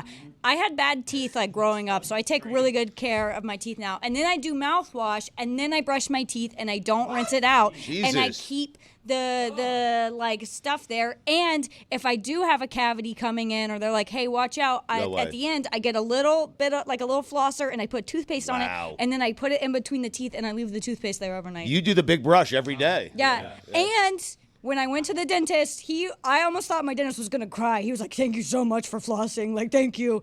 They told me my teeth were Everyone great. lies to me. Wow. No Everyone cavities, lies. no gum disease. Look at these pearly whites. Oh, and the oil pulling whitens your teeth. What do you spend, like 2 hours a morning on your It teeth takes or what? overall. So I do it when I'm in the shower. So I do my oil pulling when I'm in the shower. So you just have to like combine the activities. I'm fascinated by the idea of doing all that before you brush. I brush first. Mouthwash before brush is crazy. Crazy. That's crazy. Wait, hold on. Do you like brush your teeth first thing when you wake up, or do you eat? Because if you do that right when you wake up, then you immediately dirty your teeth and you don't do that whole thing again. No, this is all my nighttime routine. I don't do this twice a day. In the morning, I just brush my teeth. Like, that's it. The nighttime, that's when I do the full extent. I'm a late bloomer to brushing in the shower. I didn't start doing it until a couple years ago. It killed 2 birds. No way. No way. There's something about the ritual of staring at myself in the mirror and brushing. Yeah, You need to be at a sink. Yeah, you got to spit in the sink, or else it's not real. You have to look at yourself and say, what happened to me when you're brushing your teeth or you're not doing it right? Before we get to the latest episode of Pablo Torre Finds Out, where are you with your Knicks fandom, Pablo? Where are we right now? Oh, he's back all of a sudden? I thought we left him in Philly. If I allow him to be back. I thought he was a Nets fan. I am at. These are all valid questions. It's at home. I haven't ventured into the garden. Thought about it. I live walking distance. I grew up walking distance. But everything I hear from you guys and also everyone else I know that I went to high school with is that I'm not welcome, quote unquote. And so feeling it out. Just feeling it out for the time being. Seems like it's going well, I heard. Yeah. It's going well. You'll pop in Game 7? Is that what you're thinking? Or? I mean, I might look, there's a future episode that I won't spoil in which I will attempt to return to the garden. It just may require some things. It may require some Sudeikis things. Courtside seats. A trench coat underneath a larger, far more famous person. A helicopter. Armed security. Cannot confirm or deny. I use an electric toothbrush. So do I. Oh, wow. Same. Same note too, bro. Really? Game changer. Nah, laziness. Soft Anybody bristles. who is Laziness. Yeah, you got to use a manual toothbrush. You just An have Oral to. B? Yeah. Plus, it's like a workout. You know, my right arm's going The like this. hand crank. Greg, you go side to side, or you do the little circles? Oh, I do Gotta it be all. circular. No, I Really. do it You're all. a rookie if I you're go going side to side. I go tops and bottoms. I Oh, go yeah. It's circular. all little circles. The whole It's bit. all Those are supposed the to be. forearms of a man with a manual toothbrush. Damn right. Greg, the reason why I like the electric toothbrush is because it buzzes to let me know, all right, time to move on to another 30 section. seconds, yeah. I find when I'm doing manual, because sometimes, when I travel, I lose a Clock toothbrush. moves faster. Well, I just don't know. I have no idea. I've been brushing the same spot for like 3 minutes. I'm like, oh, wait, I should probably move because I get very distracted in my thoughts as I'm staring at myself in the mirror wondering what happened. Exactly. The downside. The downside of staring at yourself in the mirror and making a covenant with the younger version of yourself that you used to be is that sometimes you lose track of time. And so I'm all about the really like this, of course, unites with my larger take, the best take that I have, which is if you don't have a Japanese toilet, you're an absolute moron. And the electric toothbrush mechanization of all of it is a cousin to having something squirt water into your butt. Hello. Speaking of being an absolute effing moron, as you put it, if you don't have one of the Phantom of the Greg Cody t-shirts on LeBatardAF.com right now, you are a complete effing moron. Can we get some graphics to support this? I know I put you in a bad spot, video team. You are my heroes. Oh, look at that. But check them out, brother. It's my brother, Greg Cody, man. Wow. LeBatardAF.com, man. Get you one or two, man. Back to you, Pablo. I am stunned, Juju. Thank you for the setup. I'm stunned by how well Greg has healed. Is Greg wearing makeup today? Have you guys covered this? Is this a little bit of makeup? I mean, remarkable. A remarkable recovery. It is. I'm serious. Like less than 2 weeks ago, when I had my circle eye, blood red, and this, and I thought it was going to be 2 or 3 weeks. Mm-hmm. I even told my wife, I'm not going out to a restaurant until this thing completely heals. And I thought I was thinking weeks. 3 Tylenol and a bag of ice. There you go. Yeah. There you go. I mean, it just a miracle. Pablo, you told us about what a future Pablo Torre finds out. But could you tell us about a current Pablo Torre finds out? Well, I mean, I'm so glad you asked. So Nikola Jokic, I don't know if you guys heard this. He is about to get eliminated from the NBA postseason. And every year, you guys know, I believe, you guys are on the internet, you know what he does every year. He goes home to Serbia and engages in his one true love, the thing he loves, and the only thing he loves, Animal it seems, which husbandry. is horse stuff. The guy loves horse stuff. But he loves horse stuff in a very specific way.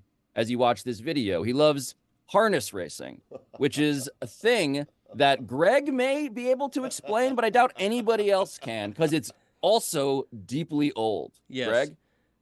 It is. I actually won a harness race once. It was like a media type, bad celebrity type race at Pompano Park.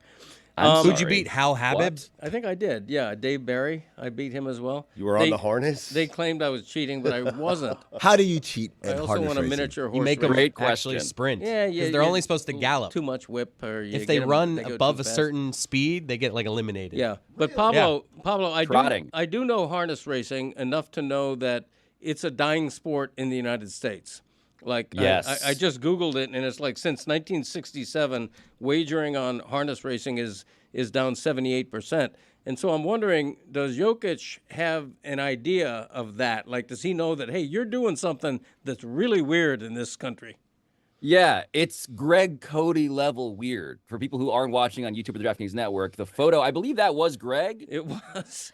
That was an actual photo. In the same deck shoes. The same deck shoes he's wearing today. Incredible. He's wearing a bike helmet. Yeah, they made you wear a helmet. He's basically sitting upright in a wheelchair, wearing deck shoes, being pulled by a miniature pony. That's a Shetland pony. All of this seems ridiculous. It was. Look at that grin. I'm winning. I'm grinning and winning. Winning and grinning. As Clyde Frazier would say. So Nikola Jokic, this is what this guy loves. People say he loves horses, he loves horse racing. No, he loves the weirdest version of this. And so what we did, to Greg's point, was do a study of like, okay, what is this sport? Is it actually good? What's interesting about it? And you learn that really hard to Google harness racing. It's not a sport that has an internet presence. Again, look at Greg. The second thing about it is that it did peak in like the 20s or maybe the 40s if we're being generous. And so what we did was convince the best harness racer in the world, who is a man that Nikola Jokic has quietly been visiting, befriending, at every road trip where there's a harness racing track. He meets this guy whose nickname is the Bionic Man. He meets the Bionic Man and he hangs out with the horse people. And so we asked the Bionic Man to give us the Jokic treatment. And he did. He brought us in. We got a horse. We went to a race. We competed in the race. And that is the subject of today's episode. All right, Pablo Torre finds out. Check it out wherever you get your podcast. Pablo, before you go here, Anthony Edwards being compared to Michael Jordan. Ridiculous. Your thoughts? Not ridiculous at all. What? Not ridiculous at all. Wrong. Would you guys be kind enough to give me whatever it is inaccurate breaking information on the shooting outside of where Drake lives, please? Because we have some information trickling in, and I don't have the availability to see how current and accurate it is, and I don't know how big a story this is about to become. I assume that many people are going to make links given what is happening with Drake in the news, and I don't want to do anything reckless here that's not responsible. So what's the accurate information as we sit here right now? So details are still trickling in, but the CBC is reporting that Drake's mansion is at the center of an investigation of a shooting. There has been a person that has been injured. Presently, they're alive, but seriously injured by this apparent drive-by shooting at his home. And that's all we have at the moment, and I suppose we can wait until more accurate information is available to jump to any conclusions. The alleged shooting that was of the drive-by variety, all reportedly, happened at around 2 a.m. Eastern this morning. I will segue from that while waiting for more complete information into something that Greg Cody came in here today wanting to do. Greg Cody, do you find it comforting when Greg is breathing that loudly? Because I find it as like a not so subtle reminder that he's still here with us. Yeah, I'm happy he's breathing, but man, is that loud. I don't know that I'm a loud breather. Yeah.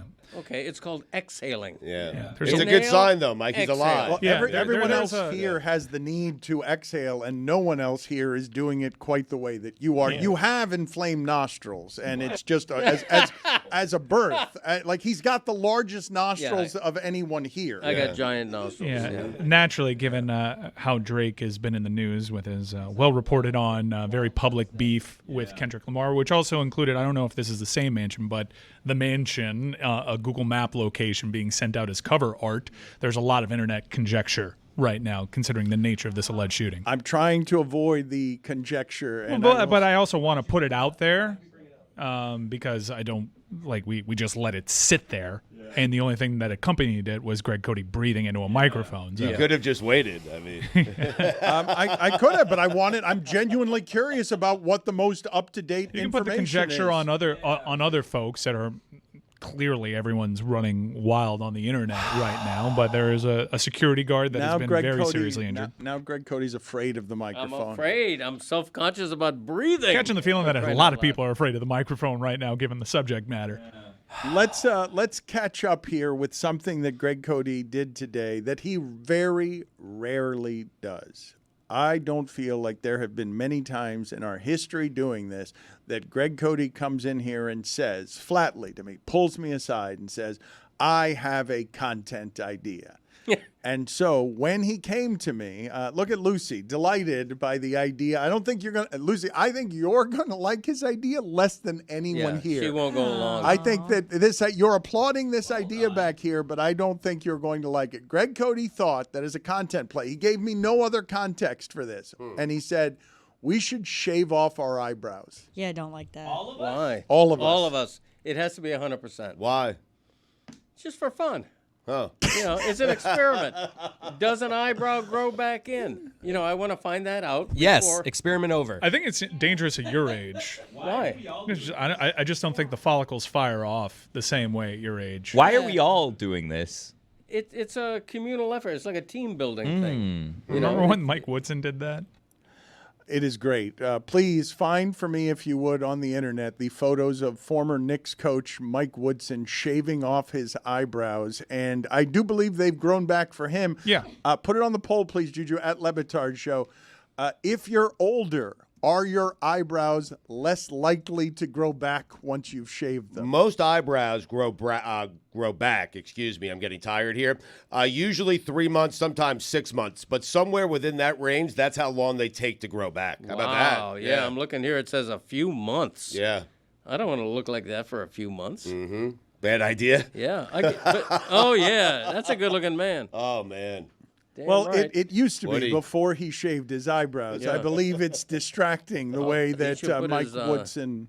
Put his mustache above his eyes, and you got eyebrows. Or never shave your eyebrows. That's another option.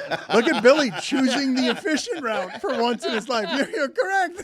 The better way to do it would be simply don't shave your eyebrows. But the second best solution is Greg's, which is once you've shaven them, just take your mustache and slice it into two pieces and then put it over your eyes. Right. Or temporary tattoos. That might be easier than the mustache Yeah, I would do thing. that. I like Greg's idea better than temporary tattoos. It's quite the conundrum, though, right? Because you don't want to look the way you'd look without eyebrows, but you also want the team building. Yeah, exactly. So what do you do? I feel like you could use mascara. No. Pencil in your eyebrows. No, that's not what mascara is for. What do you think mascara is? I don't know. It sounds like a pasta shell. I don't know what a mascara is. It's not a pasta shell. Mascara with That's sauce. not what that is. Can I get a Sausage order? and mascara. Mascara. Can I get a order of the mascara? That's what it is. Well, what do you think mascara is, Greg? Yeah, what is it? Isn't it like for eyebrows? Like you Yeah, I pencil think in your so. eyebrows? No. No. What is mascara? Al No, it is dente. not. The women think they know everything about makeup. Oh, All right, boy. what's mascara? All right, Greg. Whoa. Say you're sorry to me. I'm I just didn't like the saying. tone. Well, tell us what mascara No, is. say you're sorry Say first. sorry. Say sorry. Apologize, I got to figure Greg. out what I I should know what mascara apologize. is, Tone, but for those tone. that don't. All right, what's mascara? Hold on. By the way, Greg, the way you said "tell us," they teach you in journalism. Never start a question with "tell us." That's fair. You got Me me on maximum. that. You got me on that. Lucy, don't answer his question. I'd like him to swim around for a moment on defining for us what he believes mascara to be. Okay, mascara. It comes in a big tube. You dip it. It's got a little brush there, and then I don't know exactly what you do, but Nailed it. I was under the You paint impression your eyebrows you on. go like that Yeah, on your eyebrows. exactly right. Mascara. That's for eyelashes. I think that's thought. right. That's why. Eyelashes? Yeah, it's for eyelashes. Me maximum. Yeah. Thank you. I think Lucy should apologize. I mean, What do you mean, Lucy? What does Lucy need to apologize? questioning Greg. I Yes, mean, thank you. yeah. I believe. Are you not going to respect Lucy's request for an apology? Okay, do you really think I need to apologize to you? Woman, yes. It's a compliment. Just calling me woman?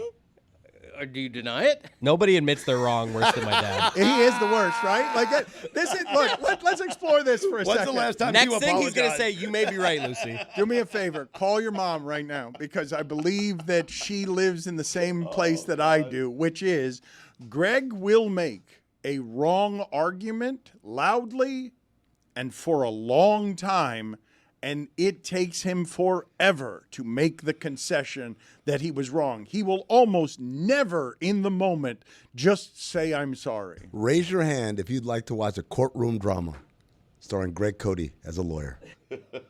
Raise your hand if you want to mean to clear his damn throat. Lucy, if I offended you in any way, I apologize. That's not how apologies work. Yeah, sure it is. If you're offended, No I'm ifs. sorry. No ifs, Greg. No ifs. Me maximum. Right. Me maximum apology. I know how to apologize like nobody else. That is true. You can't even look Doesn't at mean it. it's great, but like nobody else. It is like nobody else in that you apologize by not apologizing at I all. just apologized to Lucy. I like Lucy. I'm not going When? to insult her. Just now, I'm sorry. Okay, I forgive you. There it is. Is that hard? Seriously. Phantom of the Cody shirts available right now at LeBatardAF.com. I have been negligent in not reminding people that Juju has produced some very cool Greg Cote shirts that you can get at LeBatardAF.com if you're about the Tuesday experience here. Artistically done, and somehow Greg Cote looks cool there. I would like to talk to Arlene for a second about how wrong Greg usually is and when the last time was that he just immediately apologized. Because I don't think – how long have you been Well, just married? now. We've been married 40 years, 39 years. Chris, I want to 82, 83, I don't know. 84. 83 years. It Chris, feels like it. I'm kidding. Sort of. what's the average length of time between Greg being wrong and Greg finally saying, I'm He sorry? never does. He does the thing that he did here, where if I insulted you, I'm sorry. Okay. You may be. It's never like I screwed up. I'm sorry. Okay, your mother's cut from the same cloth. Talk about a woman who never apologizes. Oh my God! I'm gonna cut this part out of the I can podcast count for on you. one hand the number of apologies I've gotten over the years. Well, how about you in 40 years? How many times have you apologized to her? I mean, we rarely have a need to apologize to each other. We have an amicable relationship, not to mention a loving one.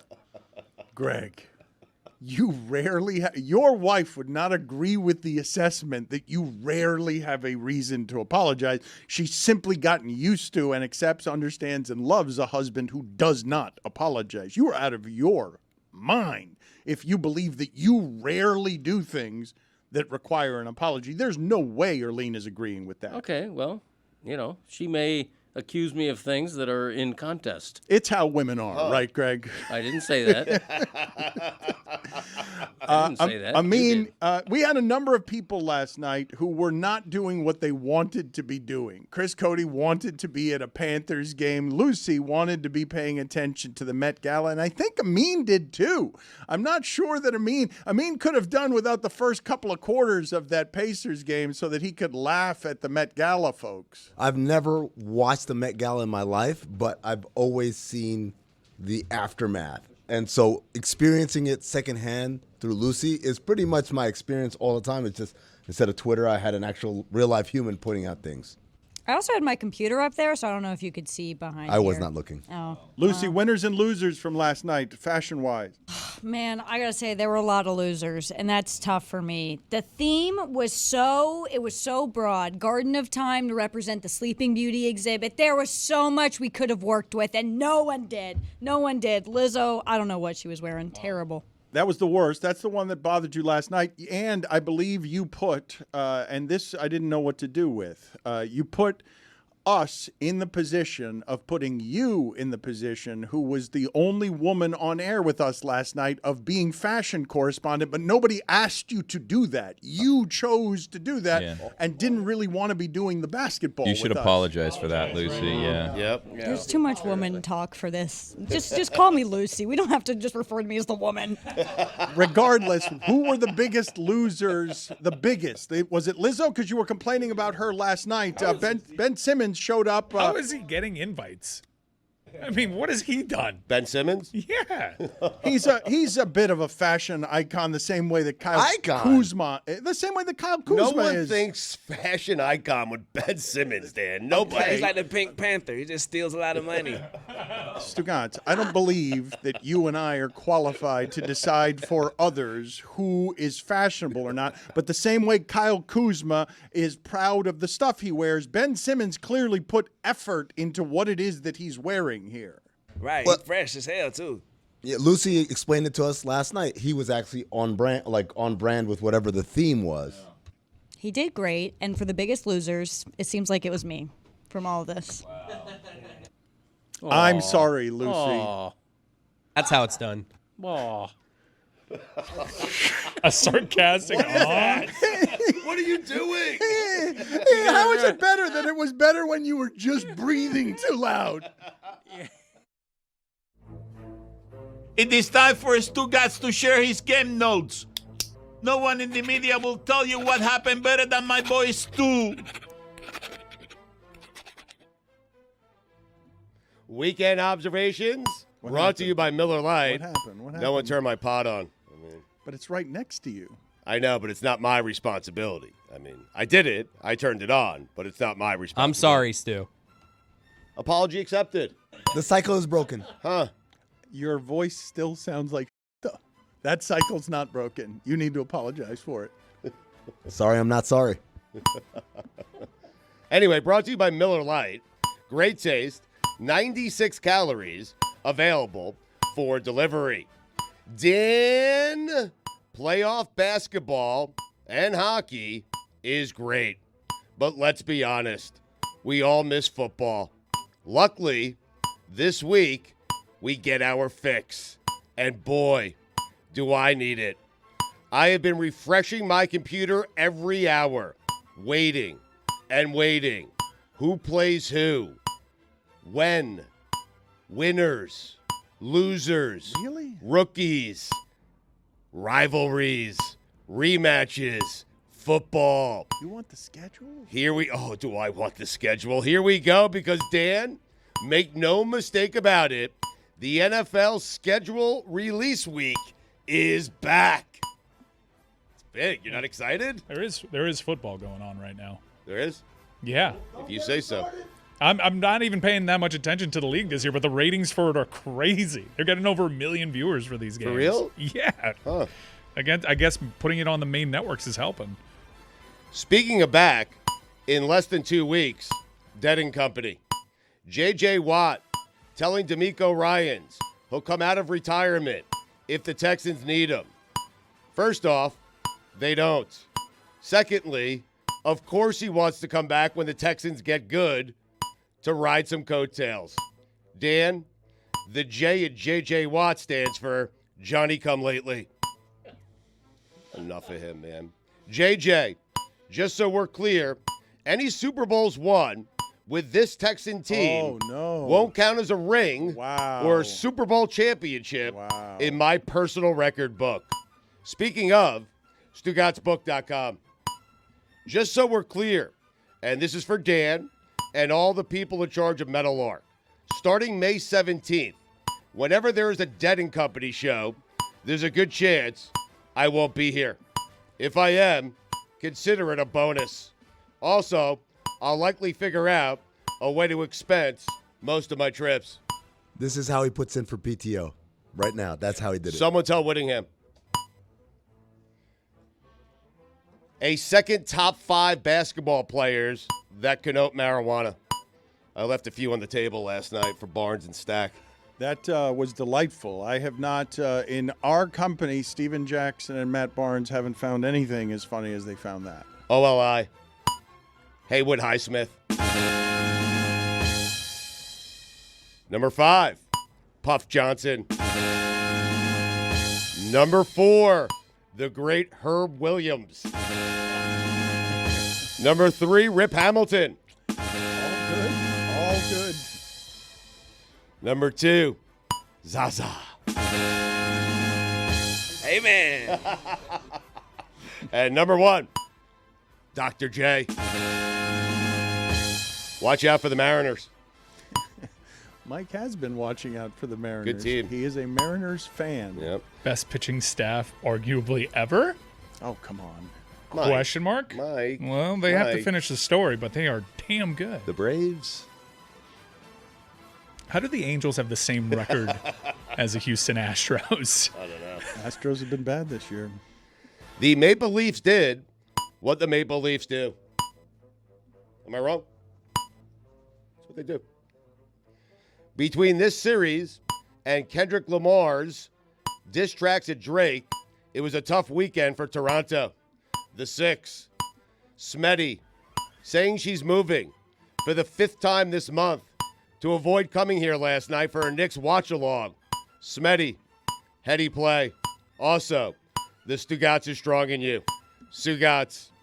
Boomer Esiason saying the key for the Knicks to beating the Pacers is playing Precious Achua. More is what New York sports radio is all about. Booms. Precious played 4 minutes last night. They were fine. Dan, you throw that out there. I'm telling you right now, you take calls on it for 4 hours, you get a 17 share. Yeah. More Precious. I love that station. Pat Riley took him over Maxey.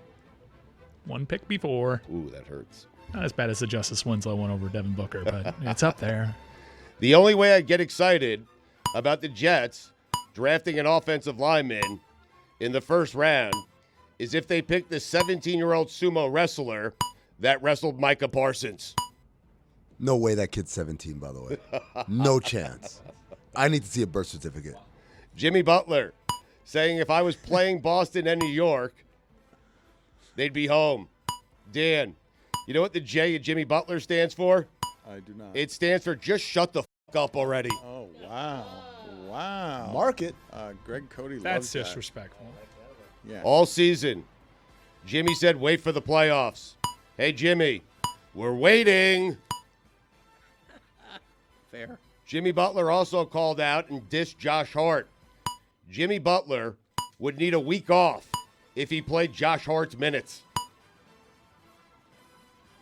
I mean, he did in the bubble. Oh, enough. They never got to play that Jimmy part of the commercial, the playoff Jimmy, Chris. Sorry, bro. T-Wolves beating the Nuggets in Game 2. Statement game. Random thought. How did Tom Crean's Georgia team with Anthony Edwards finish tied for 13th in the SEC? It's a great question. Thank you. There's a great answer to it. Yeah. That's why he's not there anymore. The Cavs and Magic should have to keep playing until a road team wins. The rare series that finished before it ever got started. Weird, that series. Cavs fans chanting, "We want Boston." Cavs fans, you don't. No, you don't. The Jets' schedule hasn't been released yet, and I already have them starting 0-3. I hate them. Tom Brady getting mad at the Robert Kraft massage joke. That massage joke really rubbed him the wrong way. Darvin Ham, thank you very much. Well the done. rare coach to be fired after winning the in-season tournament. The nerve. Darvin Ham. Death, taxes, and LeBron's coach getting fired after underperforming. Seriously, how many coaches have been fired under LeBron? The L in LeBron stands for look in the mirror. He's had 10 coaches? He's got as many coaches fired as Michael Jordan has rings. Listen, if we were defining greatest basketball player of all time by how many coaches you get fired, LeBron would be the greatest basketball player of all time. Is it 10? Has he played for 10 coaches in the pros? Yeah. They had a debate yesterday on First Take whether or not LeBron playing for 10 coaches affects him in the GOAT conversation. Great topic. It does. Yeah. He's on mute. JJ Redick, Lakers, collision course. Dan, you know what the D in Donovan Mitchell stands for? I do not. Do it against Boston. Mystic Dan, winning the Kentucky Derby by a nose. Game of inches. Also, horse racing is dead. It's done. I mean, no one cares. What about harness racing? Greg's going to bring it back. Who won? Who won? Jalen Brunson getting to go up against former Mavericks coach Rick Carlisle after Carlisle benched Brunson in the 2021 playoffs revenge series. To the referee that gave Anthony Edwards a tech for just staring somebody down in a second-round playoff game, get over yourself. Nobody, and I mean nobody, is going to that game to watch you. By the time next season rolls around, the media will once again convince us that the Clippers are contenders. The Clippers said they'd like Paul George and James Harden back with Kawhi next season. I have a question. Kawhi. Thank you. That is a Greg Cody special there. like That it. is not the ally you want on that joke. I like that joke as well, Stugotz, but Greg Cody liking that joke. I like Greg as my Greg ally. Cody Yeah, likes I do. the I love you, Greg. the worse the wordplay, the happier Greg Cody is. Thank you. Mark Cuban, send me your address so I can send you a personal thank you note for Jalen Brunson. Shohei Ohtani going 8 for 12 this weekend as LA sweeps the Braves. It is completely unfair that he is their third best hitter. It's ludicrous. Yep. Thank you. He's not. Really? I mean, Mookie Betts has been better this year. Yeah, MVP. Freddie Freeman? We've got some Ohtani stats for you. He's great. No one's disputing his greatness. Do it on the mound. I mean. I mean, you got me there this season. But concentrating on hitting is kind of working out for him. It's pretty good. You know what I did before the Stars Knights on Sunday night? I put the kids to bed. They're in college, but I called them, and I demanded they go to bed right now. They did. Dan, you know what you do when Jokic is getting played off the floor by Naz Reid?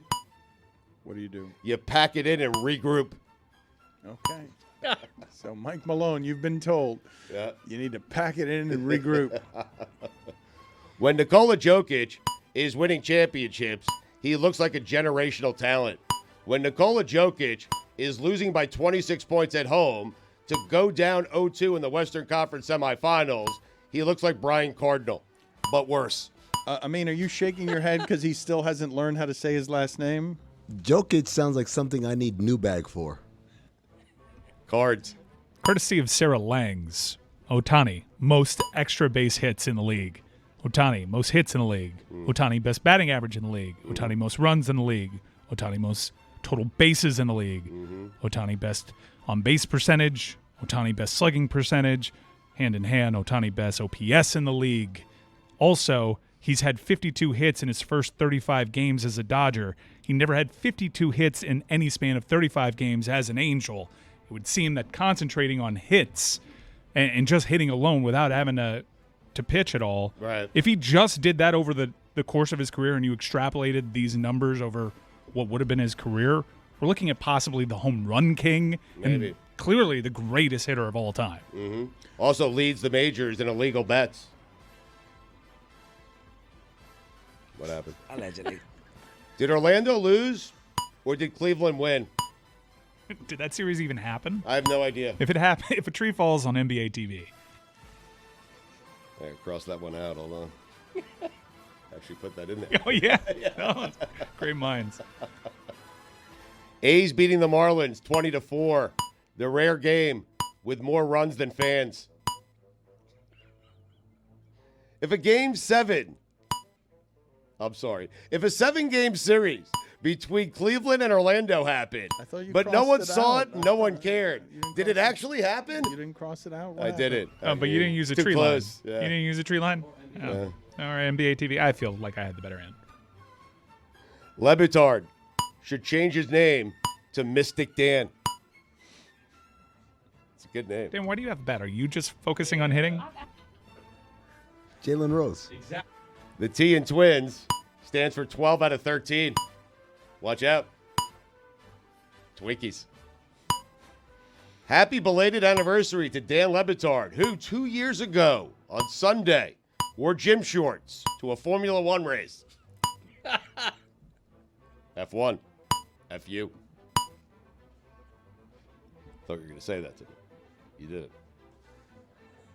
For those of you who decided to compare Anthony Edwards to Michael Jordan, I have some advice. Don't. Thanks.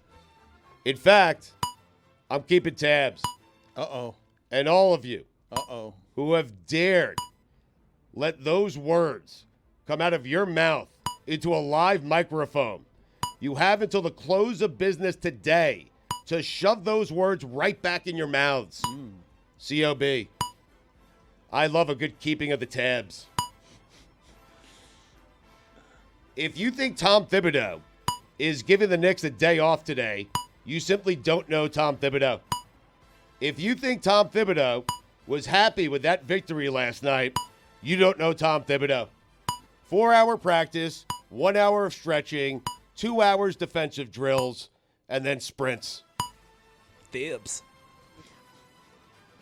This is probably unfair and irresponsible of me, but every time I see Dana White, I assume he's on cocaine. Seemed to be some of that going on there. Not with him, particularly. He wasn't the one that stuck out. Name names. The least shocking thing in sports is that J.J. Watt thinks the Texans are a J.J. Watt away from winning a Super Bowl. Get over yourself. What did I get from the Tom Brady roast? He's coming back. You agree? I do not. Giselle's upset, by the way. So is Aaron Hernandez's family and a whole bunch of people. I mean, Giselle has a right. Ouch. What happened there? I haven't felt that bad for someone being roasted since me and Dan were roasted by Mark Ockman. Wow. I felt bad for us that night. Old memories. Good callback. Top 5 people in sports I want to see roasted next. OLI, Stephen A. Smith. Good one. That's a good one. That is a good one. He'd be great. He'd do all the facial things when, like they make a joke at his expense. He's like, ah. He would do all of that. He would. You're right. Number 5, Barry Bonds. Number 4, Aaron Rodgers. Number 3, Tiger Woods. Number 2, Derek Jeter. And number 1, LeBron James. Top 5 people I'd like to see roast LeBron James. Number 5, Andy Ellisberg. They made him wait for hours outside in the casino with Riley. Number 4, David Blatt. Wait, you had Andy Ellisberg like at the slots? Yes. They How'd it go, were Pat? playing blackjack. They were. They were waiting playing blackjack. Number 3, Dan Gilbert. Number 2, Pat Riley. And number 1, of course, J.J. Barea. Nobody caught more strays in the Tom Brady roast than Aaron Hernandez, which I thought was unfair, since he's already getting roasted in hell. Speaking of hell, Art Briles. Dan, those are the weekend observations. An age-old sports debate topic made an appearance yesterday, Stugotz, and ended up not mattering at all because of how the Timberwolves blew out Denver on the road. But almost as long as I have been doing this, there have been arguments that break out when a Rudy Gobert misses an important game to go be somewhere for the birth of his first child. Now, this happened last year in football where a Bengals offensive lineman, whose name I don't remember, came to the game to lose 38-16 or something with Cincinnati's backup quarterback or third-string quarterback in what was already a lost season. I know Amin can speak to this, and you heard Steven Jackson and Matt Barnes speak to it yesterday. There is something about sports, and you have to count on the man next to you, that kind of mentality and woman next to you when you're playing. I don't think that this would make an appearance, obviously, in women's sports. I don't think there's an angle at which you can get to. And I may have this wrong, but I just don't think that the sensibilities, I may be generalizing here, but the sensibilities when it comes to should I be there with my partner when they're giving birth, I think there's a coldness that men can apply to it in the name of teamwork that I simply don't associate with women. I may have that wrong. Well, women have to be there for the birth. Well, I'm talking about, I know you say that, but sometimes the partner doesn't have to be there when a woman gives birth. And if you're in a gay relationship, that's... This is like the old doctor thing, right? Like the doctor operated on the doctor's child, but the doctor wasn't the father or whatever. What was it? Like, oh, I don't know. Oh, the doctor's a woman. It's not that much of a riddle, actually, but I understand how Billy arrived there. I'm just asking as it applies to Rudy Gobert and Gilbert Arenas then saying the baby's going to be there when you get back. Gilbert Arenas said it that flatly. And there are all sorts of complications that can happen when someone is giving childbirth. And also, I would say that I would miss any game because that's a dangerous thing. It's a painful thing. And I would want to be with my wife no matter the game. Especially the first one. No matter, first but child. not just especially the first one. In every circumstance, every single one, I would choose love over work. And I love my work plenty, but my work doesn't have the same environment that sports do. And so I want to ask the group the question. All right, so this is a very important detail. The baby boy was delivered Monday morning, sources tell ESPN. So, at this point, it's what the guys were saying last night. Baby, are you good? Is the baby good? All right, I was there. I took the pictures. I cut off the umbilical cord. The game is Monday night. Like, you get to work and I'll be right back a few hours later. What is the amount of time that you're okay with a player bypassing the ethos of the locker room, which is in important moments, I have to be able to count on the person next to me. That ethos being so pervasive that I think if I polled athletes, male athletes, I'm guessing that most of them would say, I have to be at the playoff game. I'm not saying 80%, but I'm guessing that the pressure to be there for your teammate. I'd say higher, Dan. You think higher? Yes, I think most athletes would say, I have to be there for my teammates no matter what. I would say that most athletes would absolutely say, I'd rather be there for the game, given the context that the child has been born this morning, everything is fine, and the child isn't being born in Canada or somewhere far, right? It doesn't help his optics in terms of the meat-headed discussion around this that Brandon Carlo, a defenseman for the Boston Bruins, also became a dad on Monday at 3 a.m. in the morning, flew into Florida, scored a goal even Hockey as a player. defenseman. Yeah. It's why his heart is always compromised and tested by other people in the league. Like Draymond say, oh, Rudy's soft. Everybody, like he has that soft persona right now because of things like this. It's like, bro, this is the playoffs. This is the Joker. I'm not saying you should what to do, but it's a very great example of why we consider him how we consider him. If they're down 0-1, does he play? Because they had a game in hand. I mean, it's a good question. I'd like to address the first one before we address the second one. I'd like to. But we don't have a good answer for the first one. It would because it's all subjective. It all depends on the relationship, what your partner is experiencing, what your partner's wishes are, how good you are on your team, whether we care. Like if it's like the eighth guy on the bench, we're like, you go do your thing. But if it's Anthony Edwards, it's like, no, we need you. Also, to be fair, not a vet move having a kid in the playoffs. You got to time it out better? You time it out in the off season. That's to be fair, he's never playing this deep. He is He's not. Yeah, he was saying to his wife, they're just going to play me off the court in the it's second like round. playoffs. I'm not on there anyways. Series We're will be good. over by then. DeLon Wright of the Miami Heat got a rare opportunity to start a playoff game in Boston. He missed a game in the first round against Boston for the birth of his child. I'm just placing in front of the audience because I really don't get it.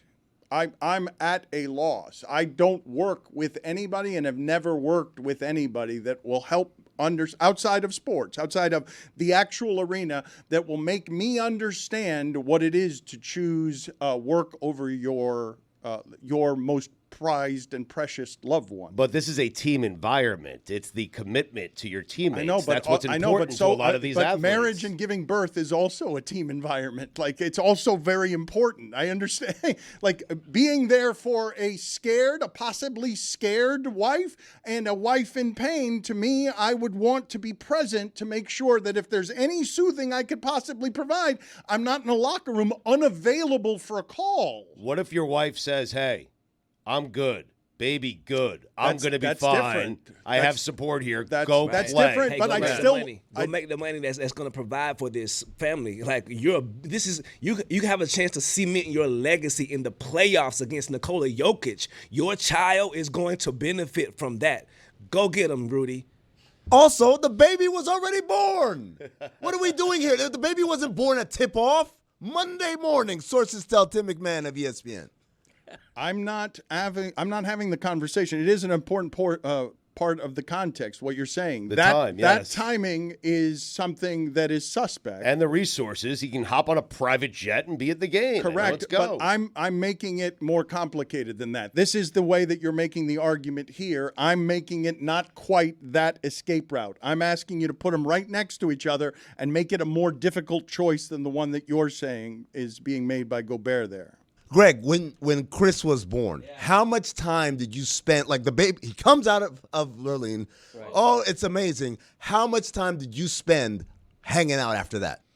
Several hours, I would say. I actually got called by a boss of mine while I was in the hospital with a hours-old Chris Cody wanting me to work that day because something big had broken on the University of Miami beat.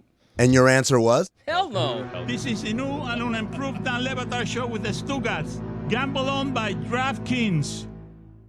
What if it's a Game 7?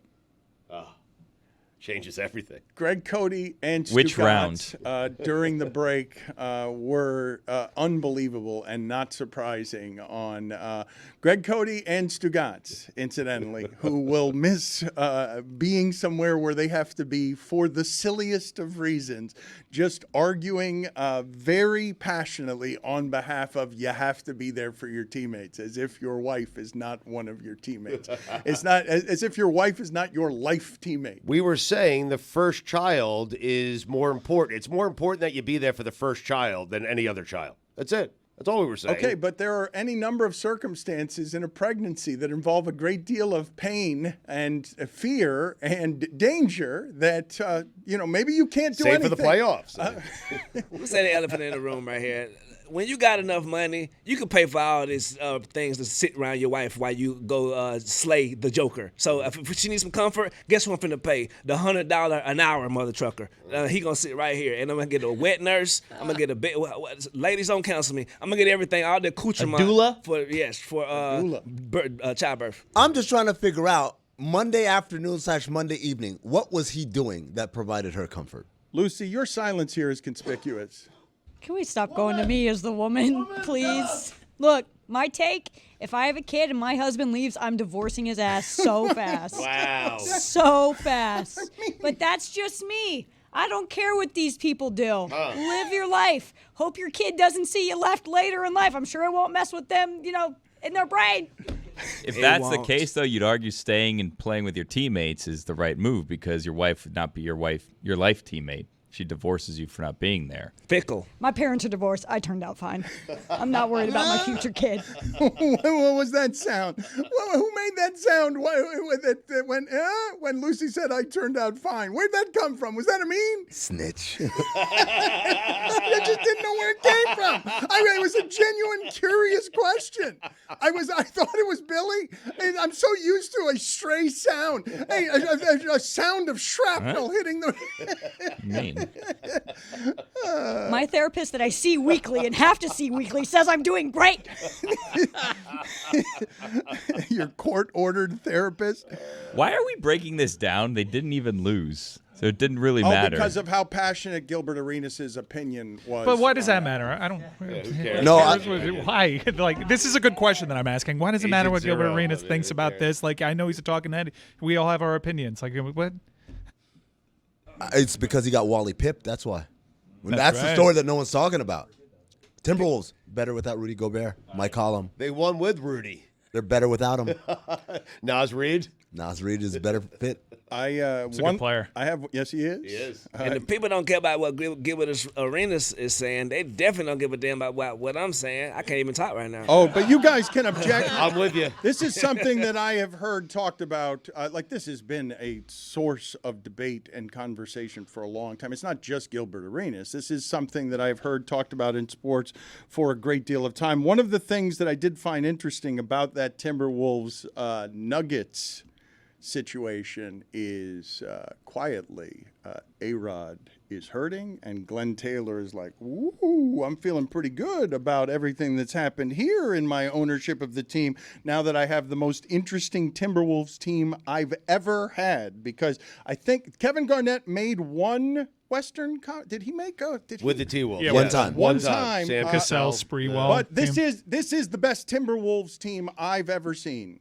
I've not seen one better than this. I have not seen one more championship worthy than this. And Glenn Taylor, the owner of the Timberwolves, wasn't for a moment. He was selling the team to A-Rod.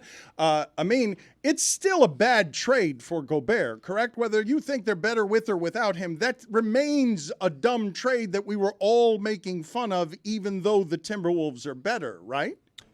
Yeah, I think me and Stugotz were talking about this yesterday. Yeah. It's a bad trade unless they win a championship, in which case nothing matters, right? At that point. Oh, it could still be a bad trade, though. Nope. They can win a No, championship. no. For the Minnesota Timberwolves win a title with Rudy Gobert on the roster, great trade. It's a great trade. They could Yes. never have a draft pick again. No doubt. But they got a bit lucky here. Amin and I were talking about this yesterday, and the fact that Anthony Edwards turned into this, Dan, is what made that trade so good, because no one was expecting this at that time. Yeah. Well, at the time of the trade, they had an idea that, wow, this guy's pretty good. That's why they made the trade. Has Gobert helped him in any way, though, with his development, in your opinion? Has Anthony Edwards? Yeah. I think it's allowed him to be a more aggressive defensive player. Well, there you go. But at the time, we were mocking that trade because it's a three-point shooting league, and they were getting big men. Oh, and the amount that they traded for it, because it was not. They gave up a lot. They gave up a lot, and when you talk to the Minnesota people, they'll tell you things really started clicking when they acquired Mike Conley last season. That's the piece that kind of made everything start to gel, and they saw the beginnings of what we saw this season with that Conley deal. But Dan, the reality is, like Mike just said, they win a championship. You give every single pick for the rest of the time for that. This is, I believe, up until a couple of years ago, was the losingest franchise in the history of American professional sports by win percentage. There has been no team that's been worse. We talked about Kevin Garnett going to the conference finals. That was the last time they won a playoff series, right? They went to the conference finals in 2004 and then didn't go to the playoffs for another 17 years after that. This is an organization that is, we make fun of the Clippers. Everybody makes fun of the Clippers. But really, when you talk about the biggest losers ever, it's the Minnesota Timberwolves. So if they win a championship, and hell, even if they go to the finals, to be honest with you, I think they walk away feeling like it was worth it. It was worth that many picks. It's interesting that you say that, because the way that you guys are describing it, there is no hypothetical scenario that I could provide you that if you win the championship, you can also have made a bad trade, even though you just got done saying they're better without him. And so I still think it's a bad trade, and I will think it's a bad trade, but it does matter how much he gives them the rest of the way. But you just got done saying they're better without him. Dan, I'm going to put it to you like this. we put this on Oddball today, I believe. The Clippers gave up 8 million picks for Paul George, and Shai Gilgeous-Alexander went in that deal. And everyone's kind of doing the victory lap because Shai's been amazing, and those picks are never ending. But the reality is, if the Clippers win a championship because they had Paul George and Kawhi Leonard, it's all worth it. They don't care. Nobody cares. This isn't the Yankees where you have 8 million championships and it's like, what's an extra one? For teams like the Clippers and the T-Wolves, it's worth it. But now, if Paul George wants to go to the NBA Finals, his only shot is by downloading the Game Time app. That's right. Hopefully, he hasn't created one yet, because if he creates an account today and he uses the promo code Dan, he could get $20 off his first purchase. Done should also work, but Dan is the It's promo Dan. code. Please stop talking. Terms apply. Last-minute tickets, lowest price guaranteed. That is promo code. Let me be very clear because I screwed it up the first time and Dan jumped right on it. DAN. Promo code Dan. You can see what your seats look like. Technology is an amazing thing. Lowest price guaranteed. Great customer service, and you get flash prices right before tip-off sometimes. The ticket prices dip. Game Time has got your back. Promo code Dan. DAN.